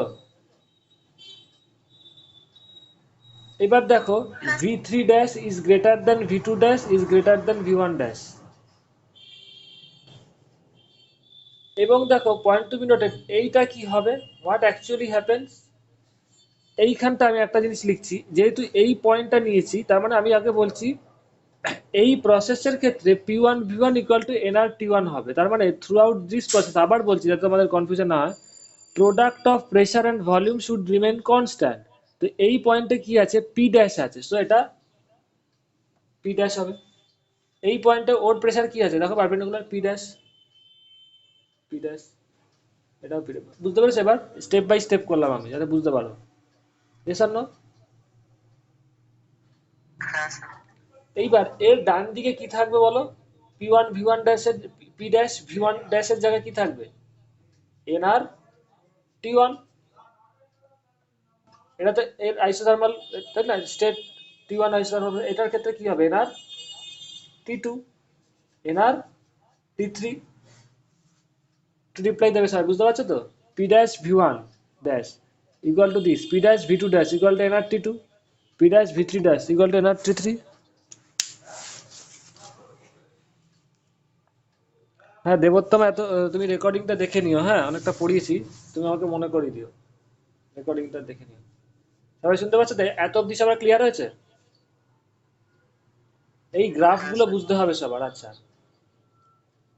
তাহলে এইখানে যেখানে T1 গ্রেটার দেন T2 আর গ্রেটার দেন T3 হচ্ছে স্যার, ওই জায়গাটা আরেকবার বলবেন?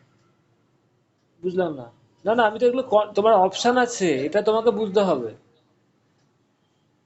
এইটা তো অপশন, তিনটের মধ্যে যে কোনো একটা হবে। এইগুলো বুঝতে পেরেছে সবাই? একটু রিপ্লাই দেবে। ওকে, এবার দেখো পরিষ্কার বুঝতে পারছো, ভি থ্রি ড্যাশ এখানে দেখতে পাচ্ছ, V three dash is greater than V two dash is greater than V one dash. তাহলে এইখান থেকে এই তিনটের থেকে আমি একটু বাদিকে ফোকাস করছি। V1 ড্যাশ কত হবে বলো? এনআর, আমি এইখান থেকে এদিকে যাচ্ছি, এনআর কত হবে বলো? T1 by P dash. Similarly V2 dash কত হবে? এনআর T2 বাই, রিপ্লাই দাও সবাই,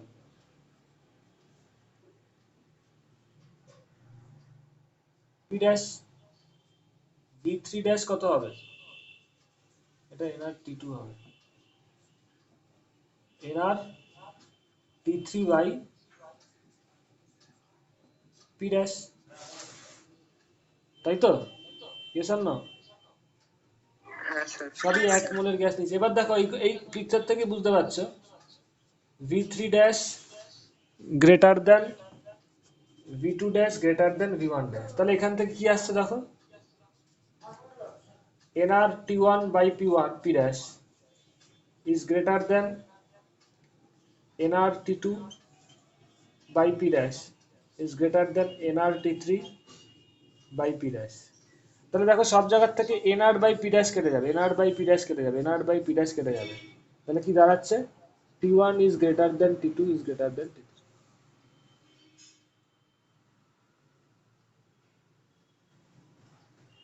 এটা কি হলো? হ্যাঁ ঠিকই আছে। কোনো জায়গায় কি ভুল হলো একটু দেখো তো সবাই, একটু মন দিয়ে দেখো কোনো জায়গায় কি ভুল হয়েছে, আমার একটু ডাউট লাগছে, একটু সবাই চেক করো, ক্রস চেক করো, মন দিয়ে দেখো। এইখানে এত অব্দি ঠিক ছিল, এইখানটা কি হবে? V3 dash greater than V2 dash greater than V1 dash, আর V3 ড্যাশের জায়গায় কি বসবে? এটা বসবে না? আমার তাই জন্য মিললো না দেখে ডাউট হচ্ছে, দেখতে পাচ্ছ? কেউ তার মানে মন দিয়ে দেখছো না। V3 ড্যাশের জায়গায় কি বসবে বলো, সবাই বলো। Sir NRT3 P dash। Yes, nr T3, nr T3 by P dash, তাই তো? Is greater than nr T2 by P dash is greater than nr T1 by P dash. এবার nr by P dash, nr by P dash, nr by P dash কেটে যাবে, so T3 greater than T2 greater than T1 হবে। So this will be the correct. বোঝা গেছে? Indicator diagram থেকে কোনো isothermal process যদি দেয় কিভাবে বার করবে, this is the correct tricks. All of you understand? করতে পারবে নিশ্চয়ই এবার। হ্যাঁ আচ্ছা, এইবার আমি স্পেসিফিক হিটের একটা এত অব্দি তো হয়ে গেল, এটা অ্যাডিয়াবেটিক প্রসেস গেল, আইসোথার্মাল প্রসেস। এবার স্পেসিফিক হিটের একটা কনসেপ্ট আমি বলে রাখি, এরপরে ওয়ার্ক ডানের কনসেপ্ট পরের দিন এগুলো করবো।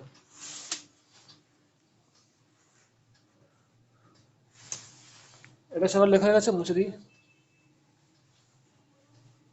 দেখো তো কাইনেটিক থিওরি অফ গ্যাস আমি প্রেজেন্টেশন করে নোটস দিয়ে বুঝিয়ে দেবো, অসুবিধা নেই, কিন্তু থার্মোডাইনামিক্সের সাথে কোনো কম্প্রোমাইজ করা যাবে না।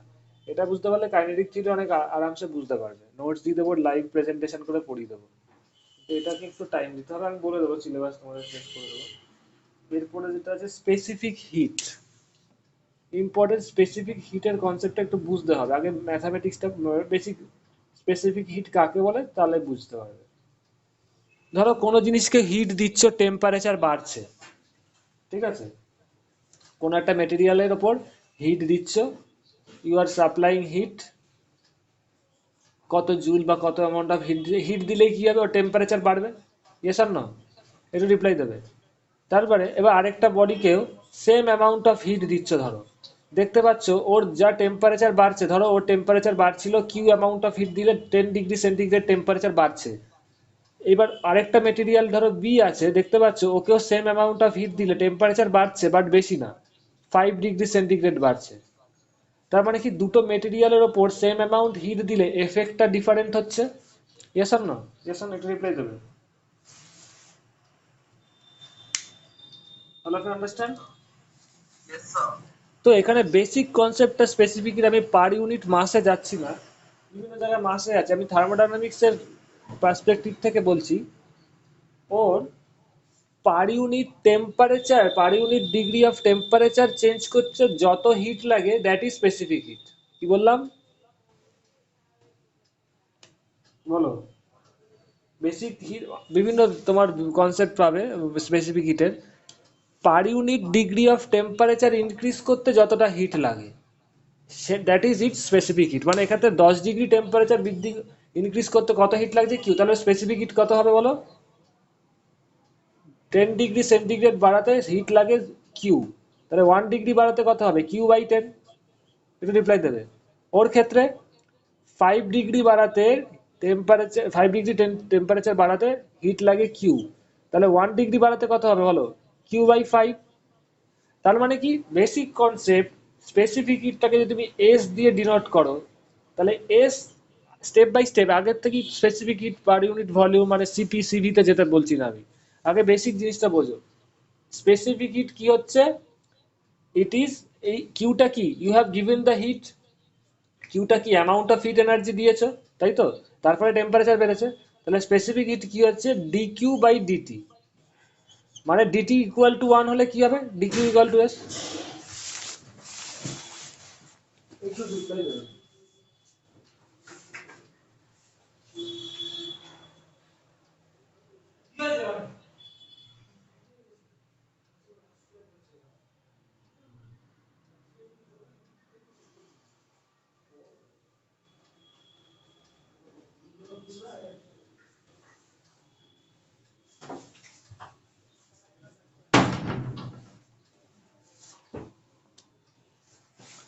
একটু রিপ্লাই দেবে, সবাই শুনতে পাচ্ছ তো? স্পেসিফিক হিট কি বলছে, পার ইউনিট ডিগ্রি টেম্পারেচার চেঞ্জ হতে যতটা হিট লাগে সেটাকেই স্পেসিফিক হিট বলে। ঠিক আছে, দেখো dq/dt বুঝতে পারছো তো এবার অল অফ ইউ? রিপ্লাই দেবে তো। হ্যাঁ স্যার, বুঝতে পেরেছি।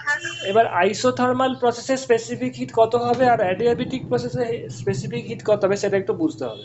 This is the basic concept of specific hit, dq/dt। ঠিক আছে, মানে পার ইউনিট টেম্পারেচার চেঞ্জ করতে কত হিট লাগে এই কনসেপ্টটা কি, সেটা কি স্পেসিফিক হিট বলে। মানে এখানে স্যার ডিটি কি 1 হয়? হ্যাঁ স্যার এই যে ডিটি ইকুয়ালস টু 1 লিখে, হ্যাঁ, তার মানে কি এটা কি শুধু? বলো? হ্যাঁ স্যার আপনি বলুন। হ্যাঁ বলো তোমার কোশ্চেন। মানে ডিটি ইকুয়াল টু 1 হলে কি হবে, এস ইকুয়াল টু ডিকিউ, সেটাই বলছি। মানে পার ইউনিট, তাই না, এক্ষেত্রে দেখো একই তো আছে। টি টেম্পারেচার চেঞ্জ করতে হিট লাগছে কিউ, তাহলে 1 ডিগ্রি ইনক্রিজ করতে কত হবে, কিউ/টেম্পারেচার চেঞ্জ মানে কিউ/টি। বেসিকটাকে বুঝলাম, তারপরে ধরো বলছি, হ্যাঁ স্যার। তারপরে ধরো যেটা বললাম, ধরো সেটা একবারই লিখেছি।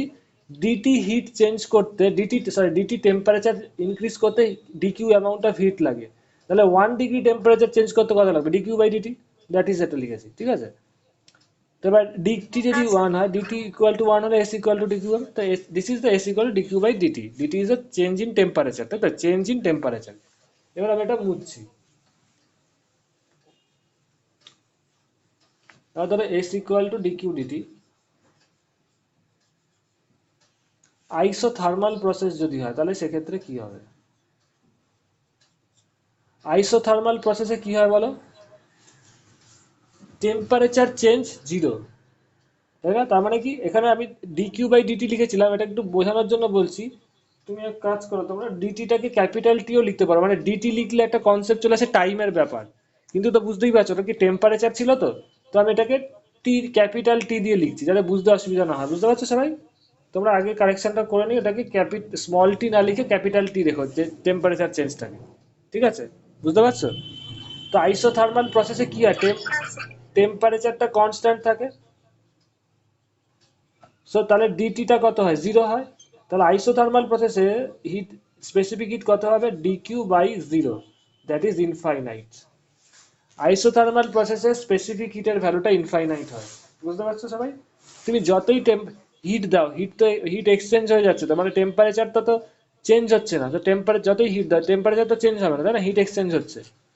তো হিট এক্সচেঞ্জ হচ্ছে মানে কি, dQ not equal to zero, heat তো যাতায়াত করছে, আর টেম্পারেচার চেঞ্জ হচ্ছে না কোনো, তার ফলে তলাটায় জিরো হয়ে যাচ্ছে, টেম্পারেচার চেঞ্জ জিরো।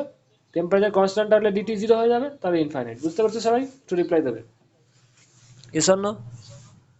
এবার অ্যাডিয়াবেটিক প্রসেস, কারো কোনো ডাউটস থাকলে জিজ্ঞেস করতে পারো। অ্যাডিয়াবেটিক প্রসেস কি হয়? অ্যাডিয়াবেটিক প্রসেসে কি হয় বলো? কিউ রিমেইন কনস্ট্যান্ট, মানে কোনো হিট এক্সচেঞ্জ হয় না, ডিকিউ ইকুয়াল টু জিরো। তাহলে স্পেসিফিক হিট কত হবে? টেম্পারেচার চেঞ্জ তো হয় অ্যাডিয়াবেটিকে, তাই না? So dQ by dT, dQ zero হয়, টেম্পারেচার চেঞ্জ তো হয়, মানে টেম্পারেচার তো কনস্ট্যান্ট থাকে না। সো এস ইকুয়ালস টু কি হচ্ছে বলে zero by something, so zero.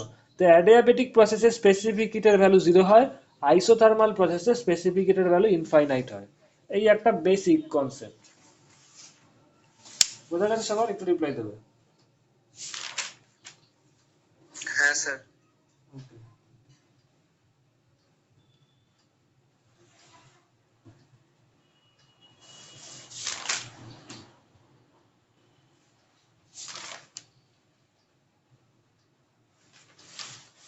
এরপরে আরেকটা জিনিস আমি করিয়ে রাখি, that is zeroth law of thermodynamics.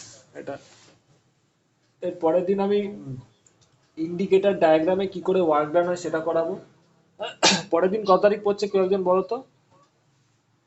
Next Thursday. আজকে কত? স্যার 27। 27, 29। হ্যাঁ, থার্মোডাইনামিক্স 29-এর মধ্যে আমি শেষ করে দেওয়ার চেষ্টা করছি এবং করে দেবো, তাছাড়া উপায়ও নেই।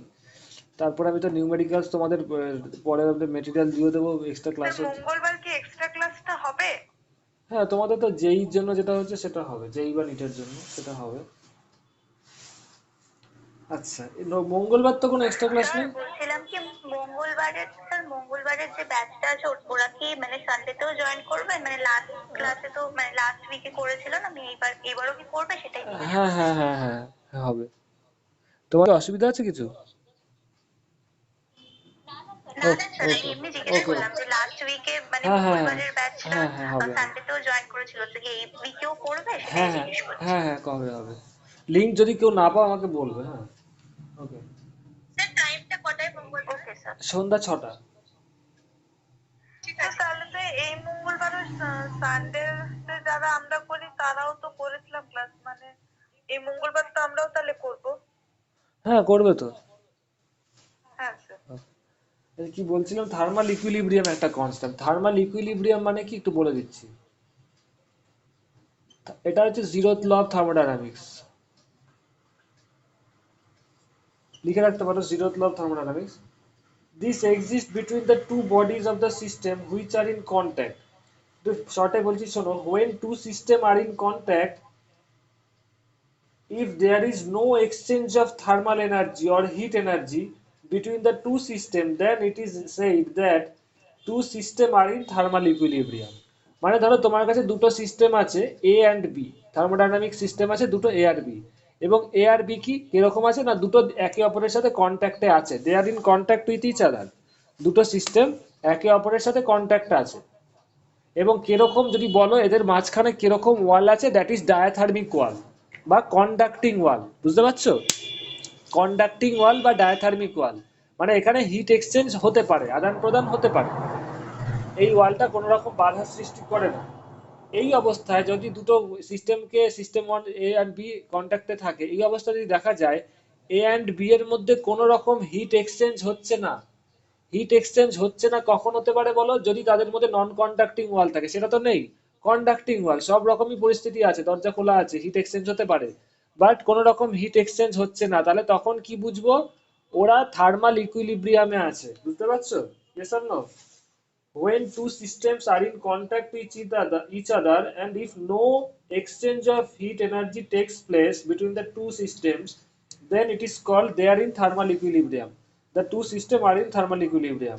বুঝতে পারছো? তাদের মধ্যে কোনো হিট এক্সচেঞ্জ না হলে বুঝবে তারা থার্মাল ইকুইলিব্রিয়ামে আছে। একটু রিপ্লাই দেবে। বুঝতে পারছো? Yes or no? এবার শোনো, এবার জিরো ক্লাস বলছি, two system in thermal equilibrium separately with a third system are in thermal equilibrium with each other. এর বেসিক জিনিসটা কি, ধরো দুটো সিস্টেম আছে এ, এবার আমি এটা বুঝিয়ে দিচ্ছি। থার্মাল ইকুইলিব্রিয়ামটা বুঝাচ্ছে, ধরো এ সিস্টেম আরেকটা আছে বি সিস্টেম, দুটোকে কখনো আমরা একে অপরের সাথে কন্ট্যাক্টে আনতে পারছি না। ধরো আমাদের কিছু লিমিটেশন আছে, এ ওর সাথে থাকতে পারবে না, মানে কন্ট্যাক্টে আনতে পারছি না। একটা থার্ড কোনো সিস্টেম আছে, there is a third system that is C. যদি দেখা যায় এ আর সি আমি কন্ট্যাক্টে আনতে পারি, ঠিক আছে, আবার বি আর সিও কন্ট্যাক্টে আনতে পারি। যদি দেখা যায় যখন এ আর সি কে কন্ট্যাক্টে রাখছি এবং ডায়াথার্মিক ওয়াল, কন্ডাক্টিং ওয়াল, হিট এক্সচেঞ্জ হতে পারে, এই অবস্থা যদি দেখা যায় এ আর সি থার্মাল ইকুইলিব্রিয়ামে আছে। আবার যখন বি আর সি কে একসাথে রাখছি তখনও দেখা যাচ্ছে দুজনে থার্মাল ইকুইলিব্রিয়ামে আছে। তার মানে বুঝবো এ আর বি যদি একসাথে রাখি তারাও থার্মাল ইকুইলিব্রিয়ামে থাকবে। বুঝতে পারছো, এটাই বলছে zeroth law. when if two system are in thermal equilibrium, two system are in thermal equilibrium separately with a third system, then it is said if these two system are placed together they will be also in thermal equilibrium. বুঝতে পারছো? So zeroth law gives the concept of physical characteristics of a system, that is temperature. এই zeroth law যেটা বললাম সেটা কার concept দিচ্ছে? Ultimately টেম্পারেচারের concept দিচ্ছে। বুঝতে পারছো? দুটো সিস্টেম কখন থার্মাল ইকুইলিব্রিয়ামে থাকে বলো তো? যখন তাদের মধ্যে টেম্পারেচারটা ফিক্স থাকে। ইয়েস অর নো, একটু রিপ্লাই দেবে। দ্য প্যারামিটার, একটু রিপ্লাই দেবে, the parameter which decides whether or not two system will be in thermal equilibrium. কোন প্যারামিটারটা বলে বলে বলো তো দুটো সিস্টেম থার্মাল ইকুইলিব্রিয়ামে থাকবে কিনা? প্রথম কথাকে বোঝো, ধরো দুটো সিস্টেম আছে X Y. Yes, very good. দুটো প্রথম কথা থার্মাল ইকুইলিব্রিয়ামের কনসেপ্ট থেকে বলছি, ধরো দুটো সিস্টেম আছে এক্স ওয়াই, দুজনের মধ্যে হিট যদি ডায়াথার্মিক ওয়াল থাকে, কন্ডাক্টিং ওয়াল থাকে, দুজনকে একসাথে রাখছো, ধরো দুজনের মধ্যে যদি হিট এক্সচেঞ্জ না হয় কি বুঝবে বলো তো? অবভিয়াসলি হিট এক্সচেঞ্জের কন্ডিশন কি বলো তো? একটা বডির থেকে আরেকটা বডিতে হিট এক্সচেঞ্জ হয়। কেন হয় বলতে পারবে? Because sir temperature difference. Yes, temperature ডিফারেন্সের জন্য। এক্স ওয়াই আছে, হিট যদি এক্স থেকে ওয়াই এ যায় কি বুঝবে? Temperature of X is greater than temperature of Y, তাই তো? যদি ওয়াই থেকে এক্স এর দিকে যায় তার মানে কি বুঝবে? Temperature of X is less than temperature of Y, তাই তো? Yes or no? হাই টেম্পারেচারের থেকে লো টেম্পারেচারের দিকে হিট এনার্জি যায়। এবার যখনই এরকম হিট এক্সচেঞ্জ হবে, দুটো বডিকে রাখলে হিট এক্সচেঞ্জ হবে, তার মানে কি? তারা থার্মাল ইকুইলিব্রিয়ামে নেই, তাদের মধ্যে হিট এক্সচেঞ্জ হচ্ছে। আর যদি দেখো দুটো বডি থার্মাল ইকুইলিব্রিয়াম, দুটোর মধ্যে হিট এক্সচেঞ্জ হচ্ছে না, তার মানে বুঝবে কি? তারা থার্মাল ইকুইলিব্রিয়ামে আছে। ইয়েস অর নো, একটু রিপ্লাই দেবে। ক্লিয়ার? হ্যাঁ স্যার। এবার দেখো, এবার এই সিস্টেমটা ধরো এ এর সাথে সি কে বলছে কি, এ জিরোথ ল কি বলছে? এ সি যদি থার্মাল ইকুইলিব্রিয়ামে থাকে এবং বি সি যদি থার্মাল ইকুইলিব্রিয়ামে থাকে, তাহলে এ বিও একসাথে রাখলে থার্মাল ইকুইলিব্রিয়ামে থাকবে। এর প্রমাণটা খুব ইজি। দেখো, যদি এর টেম্পারেচার টি এ হয়, এ বি এর টেম্পারেচার টিবি হয়, আর এর টেম্পারেচার টিসি হয়, যদি এ সি একসাথে রাখো তাহলে কি হবে? বলছে থার্মাল ইকুইলিব্রিয়ামে থাকবে। তার মানে কি? টি এ ইকুয়াল টু টিসি হবে। তাহলেই তো ওরা দুজনে থার্মাল ইকুইলিব্রিয়ামে থাকতে পারে, তাই তো? তাদের মানে থার্মাল ইকুইলিব্রিয়াম মানে কি? ওদের মধ্যে হিট এক্সচেঞ্জ হবে না, তার মানে দ্যাট শুড বি মেনটেন। আবার বলছে বি আর সিও যদি একসাথে রাখো থার্মাল ইকুইলিব্রিয়ামে আছে, তার মানে কি? তাদের মধ্যে হিট এক্সচেঞ্জ হচ্ছে না। এটা কখন হতে পারে? when TB equal to TC. একটু রিপ্লাই দেবে, তাই তো? This is equation number 1, this is 2। তাহলে এই দুইয়ের থেকে কি দেখতে পাচ্ছ? টি এ ইকুয়াল টু টিবি, তাই না? যখন টি এ ইকুয়াল টু টিবি তার মানে কি? হ্যাঁ স্যার। এদের দুজনকে যদি তুমি একসাথে রাখো এদের মধ্যে হিট এক্সচেঞ্জ হবে না, কারণ কি? তাদের টেম্পারেচার ফিক্সড। তো একটা বেসিক কোশ্চেন আছে, জিরোথ ল কার কনসেপ্ট দেয়? জিরোথ ল টেম্পারেচার সম্বন্ধে একটা আইডিয়া দেয়। Zeroth law gives you the physical concept about the physical quantity that is temperature. বোঝা গেছে? কেসন না? হ্যাঁ স্যার। আচ্ছা, পরের দিন আমি যেটা করাবো বলে দিচ্ছি তোমাদের, ইন্ডিকেটর ডায়াগ্রাম সম্বন্ধে। ইন্ডিকেটর ডায়াগ্রামে ওয়ার্ক ডান কিরকম হয়, ওয়ার্ক ডানটা বার করা শেখাবো। আর একটু বলে দিচ্ছি, একটু আমাকে সবাই মনে করাবে, হ্যাঁ? এটা আমি মুছে দিচ্ছি। ইন্ডিকেটর ডায়াগ্রামে ওয়ার্ক ডান সবাই আমাকে মনে করাবে, বিকজ তোমাদের পরীক্ষা সামনে। ইন্ডিকেটর ডায়াগ্রামে কোনো পয়েন্ট মিস গেলেই আমাকে বলে দেবে। এখন সবাই স্ন্যাপশট নিয়ে রাখো। ইন্ডিকেটর ডায়াগ্রামে work done. Second thing,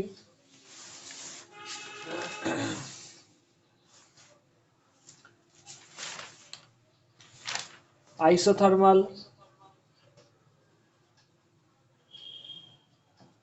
sir আপনি কি ওই লস অফ মোশনের সমস্ত ভিডিওগুলো আপনি ইমেল আইডিতে শেয়ার করে দিয়েছেন?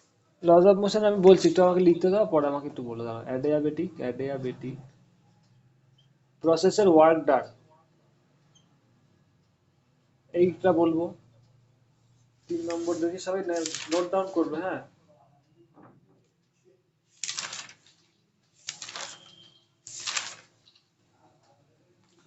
Important concept of internal energy, এগুলো কোনো বইয়ে ভালো নেই, কিন্তু কোনো বই সাফিসিয়েন্টলি ভালো নেই। ইন্টারনাল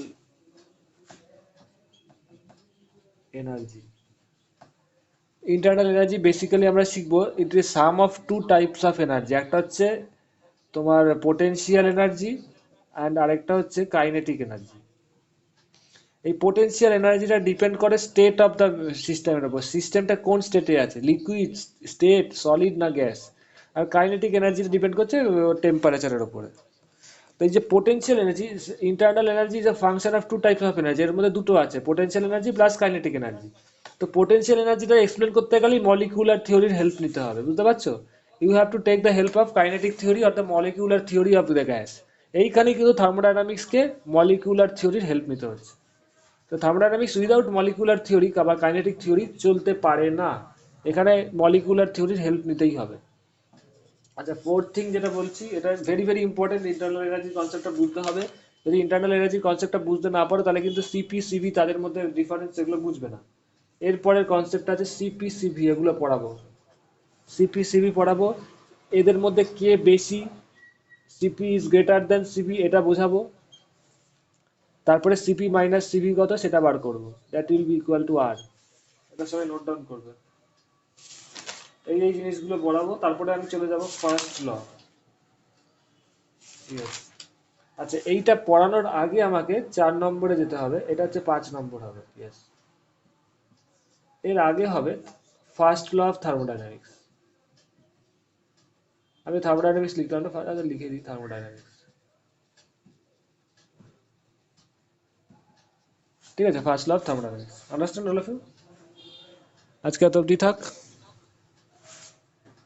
বোঝা গেছে সবাই? রিপ্লাই দেবে। স্যার, হ্যাঁ বলো। হ্যাঁ স্যার। স্যার বলছি ওই নিউটন লজ অফ মোশনের যে প্রবলেম সেট যখন সলভ করাচ্ছিলেন, তো রেকর্ডিং গুলো তো পাওয়া যাবে? বল, এক সেকেন্ড, আমি একটু এটা এটা খুঁজছি, দাঁড়া just a minute। হ্যাঁ বলো, লজ অফ মোশনে। আচ্ছা, একটু আগে তোমাকে একটু পজ করছি, সবাই শুনে রাখো। এই জিনিসগুলো একটু স্ন্যাপশট নিয়ে আমাকে মনে করাবে। এই জিনিসগুলোর মধ্যে কোনোটা যদি বাইরে মানে না হয় নেক্সট দিন, ঠিক আছে? একটু রিপ্লাই দেবে। আর যেগুলো পড়লাম একটু বই দেখে পড়ো, এখন কোনো নোটসের দরকার নেই, আমি টাইম মতো দিয়ে দেবো। বা এখন আমি দরকার হয় এখন নোটস দিলে হবে কি, গুলিয়ে যাবে, মানে কোনো মেটেরিয়াল হয় না, পরের দিনের পরে তোমরা সলিড মেটেরিয়াল পেয়ে যাবে, পুরো ফার্স্ট পার্টটা পুরোটা পেয়ে। আজকে যেটুকু বললাম না, সেটুকু পুরো চোখ বুলিও। What is first isothermal process, adiabatic process, এগুলো সব মন দিয়ে পয়েন্টগুলো।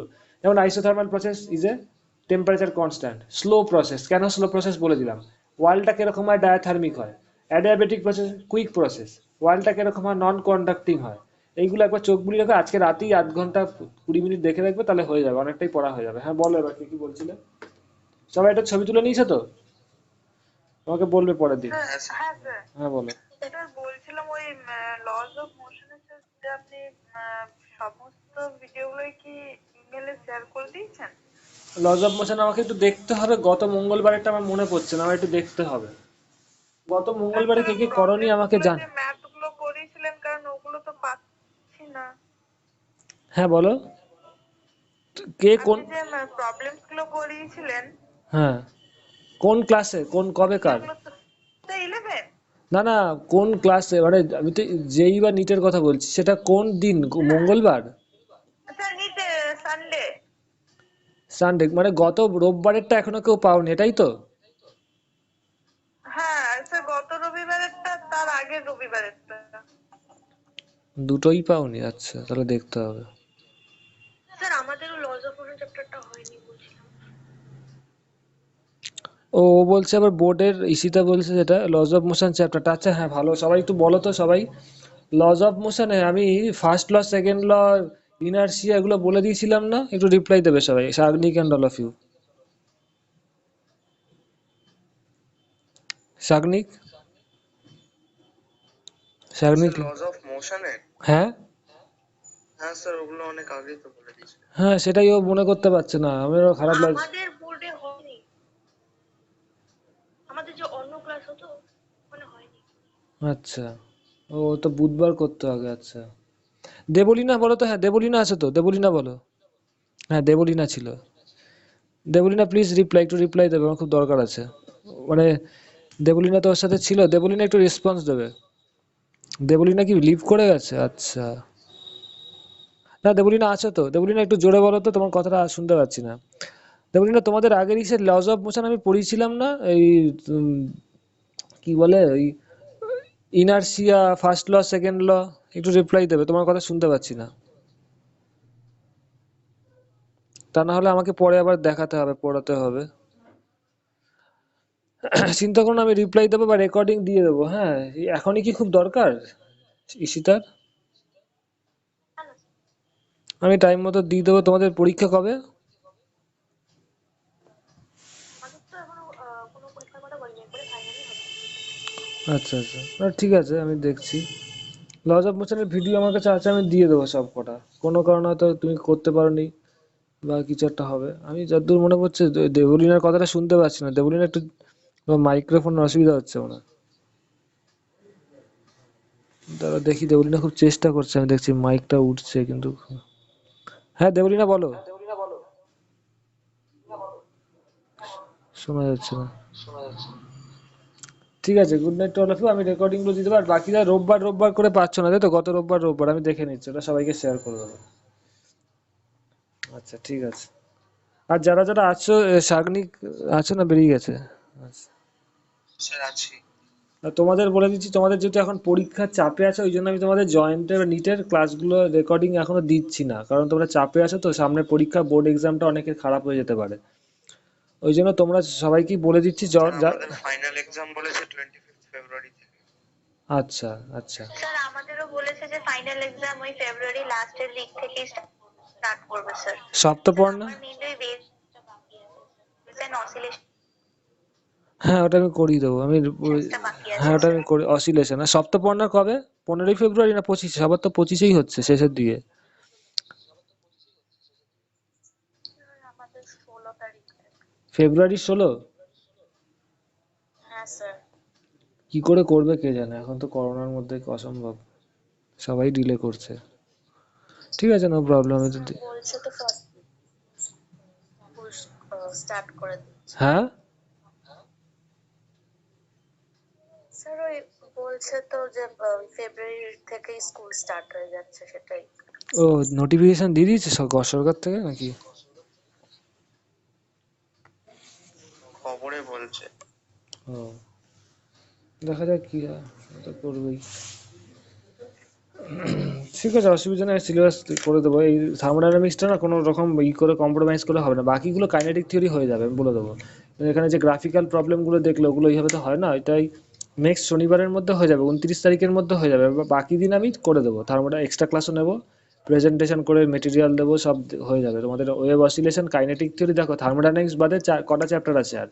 ওয়েভ অসিলেশন, সাউন্ডের যেটা, আর তারপরে আছে কাইনেটিক থিওরি, আর এদিকে আছে থার্মাল প্রপার্টিজ অফ ম্যাটার। এই তো 3টে চ্যাপ্টার, তাই তো? Yes or no?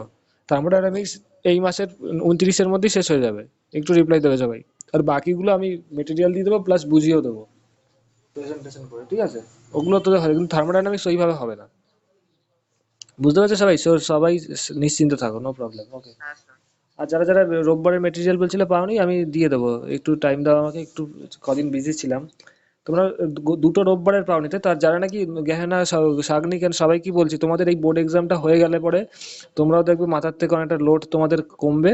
তারপরে আমি তোমাদের ওদের মতো সমস্ত রেকর্ডিং দিয়ে দেবো, তারপরে তোমরা 11 নিটের ক্লাসগুলো অ্যাটেন্ড করতে পারো। এক্সট্রা ডেট আছে, মঙ্গলবার রোববার করে হচ্ছে। সাগনিক শুনতে পাচ্ছ? হ্যাঁ স্যার। ওইগুলো তখন অ্যাটেন্ড করো, কারণ আমি এখন চাইছি না তোমরা ওটার মধ্যে ঢুকে গিয়ে বোর্ড এক্সামটা খারাপ করো, ঠিক আছে?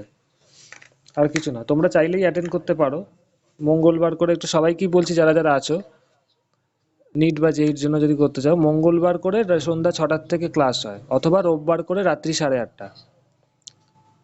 যদি কেউ করতে চাও আমাকে মেসেজ করো হোয়াটসঅ্যাপে। গেহেনা অ্যান্ড যে যে আছো, গেহেনা আছো, সাগনিক আছো, ইয়াস তো বেরিয়ে গেছে, অভিষেক আছে। আমি একটু নামগুলো ধরে বলছি, সপ্তপর্ণা তো বলেছে ওর বা গার্জিয়ান শুধু ও বোর্ডের জন্যই পড়বে। তো আমি বাকিদের বলছি, অভিষেক, অতনু তো আছো, অতনু, তারপরে দৈপায়ন, ঈশিতা, কৃতিকা তো আছো, দেবলীনা, যাদের নামগুলো বলছি একটু মেনশন করছিস। কি বললাম, 1 নম্বর অভিষেক, তারপরে দৈপায়ন, ঈশিতা, ঈশিতা, তারপরে কৃতিকা তো আছেই, ঈশিতা, তারপরে দেবলীনা, সাগ্নিক, এরা এই পার্টি। হ্যাঁ স্যার। এরা যদি করতে চাও আমাকে মেসেজ করো। রুটিনটা হচ্ছে, আমি সবাই শুনে রাখো যাদের নামটা বললাম। 11-এর ক্লাস হচ্ছে নিটের বা জেইর, সেটা হচ্ছে মঙ্গলবার করে সন্ধ্যা 6টায় অথবা রোববার করে রাত্রি 8:30টায়। এই টাইমে ক্লাস হচ্ছে, তোমরা যদি চাও তো করতে পারো, নো প্রবলেম। বাট আমি একটাই কারণেই বলিনি, তোমরা যদি দেখো তোমাদের বোর্ডটা আনএফেক্টেড হয়ে করতে পারছো, করতে পারবে। আর এই ক্লাসগুলো তোমরা আলটিমেটলি সবাই রেকর্ডিং পেয়ে যাবে 12-এ যেই উঠবে। 11-এর পরীক্ষা হয়ে গেলেই তোমরা আমাকে বলবে, তোমাদের ইমেল আইডি আছে, যে স্যার আমাদের ওই 11-এর নিটের বা যেই ক্লাসগুলো একটু রেকর্ডিং যদি দেন আমি শেয়ার করে দেবো। বা তোমরা এখন যদি তোমরা ইন্ডিভিজুয়ালি ক্যাপেবল হও, টাইমে এই টাইমিং স্লটে অসুবিধা না হয়, তোমরা বলবে আমাকে মেসেজ করে, স্যার আমরা ক্লাস করতে চাই। জাস্ট আমাকে জানিয়ে রাখবে, তাহলে পরে টাইমটা তো সবাই শুনেছো। আমি ওই টাইমের ওই টাইম স্লটে হোয়াটসঅ্যাপে ব্রডকাস্ট গ্রুপে তোমাদের নিয়ে নেবো, তোমার টাইম মতো লিঙ্ক পেয়ে যাবে। ঠিক আছে, ওকে। আমি বলবো যদি কোনো দেখো বোর্ড এক্সাম সামনে, পরের সেশন থেকেই শুরু করতে পারো। তো এখনো যদি তোমাদের অসুবিধা না থাকে, ইউ আর অলওয়েজ ওয়েলকাম, তোমরা করতেই পারো, নো প্রবলেম। ঠিক আছে, okay. Good night to all of you. সবাই নিশ্চিন্তে থাকো, পরীক্ষা নিয়ে অত টেনশন করো না। ওকে।